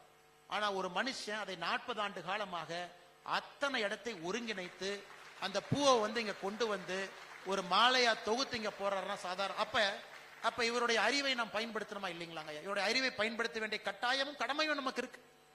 அப்படித்தான் ஒரு மனிதரையும் நம்ம பார்க்கின்றோம். அண்ணே நான் இங்க வாட்டர் ஃபில்டர் ட்ரீட்மெண்ட் பண்றேன், எப்படி நம்முடைய நாட்டுக்கு பயன்படுத்த? நெமிலில் நம்ம போடுறோமே, ஸ்வீடன்கார வந்து பண்றானே, நம்மால இங்க இருக்காங்களே. எத்தனையோ ஆடிட்டர்ஸ், 7500 இந்திய ஆடிட்டர்ஸ் இங்க இருக்கிறீங்க ஐயா. 7500 ஆடிட்டர்ஸ் இருக்கிறீங்க இந்த ஒரு நாட்டுல. ஹையஸ்ட் ஆடிட்டர் எங்கேயுமே இல்லை. நேற்று அபுதாபியில கேட்டேன், அபுதாபியில மட்டும் 1400 ஆடிட்டர், யுஏஇல 7000. எவ்வளவு பேர், எவ்வளவு டாக்டர், எவ்வளவு பேர் படிச்சவங்க. எல்லோருடைய திறமையும் நம்முடைய நாட்டுக்கு வேண்டும். இன்னும் 10 ஆண்டுகள்ல வறுமையை ஒழிக்கணும். 89வது சுதந்திர தினம் வரும்பொழுது எல்லோருக்கும் வீடு கட்டி இருக்க வேண்டும், எல்லோருக்கும் கழிப்பறை கட்டி இருக்க வேண்டும், எல்லோருக்கும் அடிப்படை உரிமையை கொடுத்திருக்கணும் ஐயா. அப்புறம் தான் அடுத்து போகணும். இன்னும் 10 வருஷம் தான் இருக்கு. 10 வருஷங்கிறது 3650 நாள் டப்புன்னு ஓடிடும். முதல்ல 10 வருஷம் எப்படி ஓடி போச்சுன்னு பாருங்க. நான் இங்க வந்து 5 வருஷம் ஆகுதுங்க. 2019 எனக்கு 2025, 6 வருஷத்துல அப்படியே துபாயா மாறி போச்சு. எல்லா இடத்துலயும் பில்டிங் வந்துருச்சு. முதல்ல பாத்தீங்கன்னா டெசர்ட் தெரியுப்பாங்க, டெசர்ட்டே தெரியறது இல்ல. துபாய் டு அபுதாபி அந்த ரோட்ல அவ்வளவு பில்டிங் வந்துருச்சு. முதல்ல அவ்வளவு கேப் இருந்துச்சு, அவ்வளவு வேகமா ஊர் வளருது. அதனால் நிச்சயமாக நீங்கள் எல்லாம் பாரதத்தினுடைய வளர்ச்சிக்கு பாடுபடணும். ஒரு தனி மனிதராக எதையும் எதிர்பார்க்காம நீங்க வேலை செய்யணும். விஐபி நான் விஐபி எனக்கு கண்டுக்கல, நான் வரும்போது வெளியே உட்கார வச்சான், நான் ஆலோசனை கொடுக்க வந்து ஒரு டீ கூட கொடுக்கல, அதெல்லாம் நமக்கு தேவையில்லைங்க. நம்ம கடமை நம்ம செய்யணும். எங்க ஊர்ல மத்திய அரசு மாநில அரசு திட்டங்கள், நமக்கும் மாநில அரசுக்கு என்ன வாக்கிய தகராறுங்களா பஞ்சாயத்து தகராறா? மாநில அரசு திட்டத்துக்கு ஒரு போர்டை வச்சிருங்க, மத்திய அரசு திட்டத்துக்கு ஒரு போர்டு வச்சிட்டீங்க, மாநில அரசு திட்டத்துக்கு ஒரு போர்டை வச்சிருங்க. அது எந்த கட்சி பிடிக்கிற கட்சி பிடிக்கல கட்சி இல்ல, இதையும் மக்கள் பார்க்கட்டும், அதையும் அவங்க கிடைக்கட்டும். கிரீவன்ஸ் போர்ட்டல், நிறை குறைகள் எழுங்க, அதையும் செய்யணும். தயவு செஞ்சு ஓட்டை கரெக்டா ரெஜிஸ்டர் பண்ணி போட்டுருங்க, அது ரொம்ப முக்கியம். எல்லா வெப்சைட் எங்கேயும் போக வேண்டாம், எந்த அப்ளிகேஷனும் ஃபில் பண்ண வேண்டாம், ஆன்லைன்ல போட்டு மொபைல் போனை லிங்க் பண்ணிட்டீங்கன்னா போதும். ஆதார தயவு செஞ்சு லிங்க் பண்ணி விட்டுருங்க, எல்லா டீடைல்ஸும் உங்களுக்கு டான்னு செல்போனுக்கு மெசேஜா வந்துடும். இதையெல்லாம் நீங்கள் செய்ய வேண்டும் என்று சொல்லி மற்றும் ஒரு முறை ಐಕ್ಯ ಅರಬ್ ಎಮಿರೇಟ್ಸ್ನುடைய ಇಂಡಿಯನ್ ಪೀಪಲ್ಸ್ ಫೋರಂ ಕರ್ನಾಟಕದಲ್ಲಿ ಬಂದಿರುವ ಎಲ್ಲಾ ಬಂಧುಗಳು ಕೂಡ ಬಹಳ ಪ್ರೀತಿಯಲ್ಲಿ ಬಹಳ ಒಂದು ದೊಡ್ಡ ಸಂಖ್ಯೆಯಲ್ಲಿ ತಾವೆಲ್ಲರೂ ಕೂಡ ಇವತ್ತು ಫ್ರಂಟ್ ರೋದಲ್ಲಿ ಇದ್ದೀರಾ, ಎಲ್ಲರೂ ಕೂಡ ಅಷ್ಟೊಂದು ಸಂಖ್ಯೆಯಲ್ಲಿ ಬಂದಿದ್ದೀರಾ. ನಿಮ್ಮೆಲ್ಲರೂ ಕೂಡ ಮತ್ತೊಮ್ಮೆ ನಮಸ್ಕಾರ ತಿಳಿಸಿ, ಇದು ಸ್ಪಾನ್ಸರ್ಸ್ ಯಾರು ನಾವೆಲ್ಲರೂ ಕೂಡ ಇಲ್ಲಿ ಸೇರ್ಲಿಕ್ಕೆ காரணகர்த்தராக இருவர் அவரு பல இம்பார்ட்டன்ட் தாவு. இன்னைக்கு நீங்க இந்த நேரத்தை கொடுத்து நான் கண்டிப்பா சனிக்கிழமை அன்னைக்கு நான் போவேன், இந்த ஈவெண்ட்டுக்கு நான் வருவேன் முதல்லயே நீங்க பண்ணி, அதுவும் இந்த ஹாலில் இருக்கக்கூடிய பற்றாக்குறை இருந்துச்சு, இட பற்றாக்குறை, அதையெல்லாம் சரி பண்ணி கரெக்டா ரெஜிஸ்டர் பண்ணி வேலையெல்லாம் கரெக்டா விட்டுட்டு எல்லோரும் வந்திருக்கின்றீர்கள். அதனால இங்க வந்திருக்கக்கூடிய எல்லோருக்கும் என்னுடைய நெஞ்சார்ந்த நன்றிகளை மற்றும் ஒரு முறை தெரிவித்து, இந்த மேடையில் இருக்கக்கூடிய தலைவர்கள், ஐபிஎஃப் தலைவர், தமிழக ஐபிஎஃப் தலைவர், கர்நாடகா ஐபிஎஃப் தலைவர், எல்லோருக்கும் மற்றும் ஒரு முறை நன்றி தெரிவித்து என்னுடைய உரையை முடித்துக் கொள்கின்றேன். தயவு செஞ்சு நாட்டினுடைய வளர்ச்சிக்கு நீங்கள் எல்லாம் பெரிய பங்களிப்பாக இருக்க வேண்டும். எல்லோரும் சேர்ந்து ஒரு வளர்ச்சி அடைந்த பாரதத்தை மிக வேகமாக உருவாக்கி நம்முடைய சமகாலத்துல வறுமை என்பதை ஒழித்து கட்டுவோம் என்கின்ற சூளுரை இந்த சுதந்திர தின நாளில் நாம் எடுப்போம் என்று சொல்லி உரையை முடித்துக் கொள்கின்றோம். நன்றி, வணக்கம். பாரத் மாதா கி ஜெய்.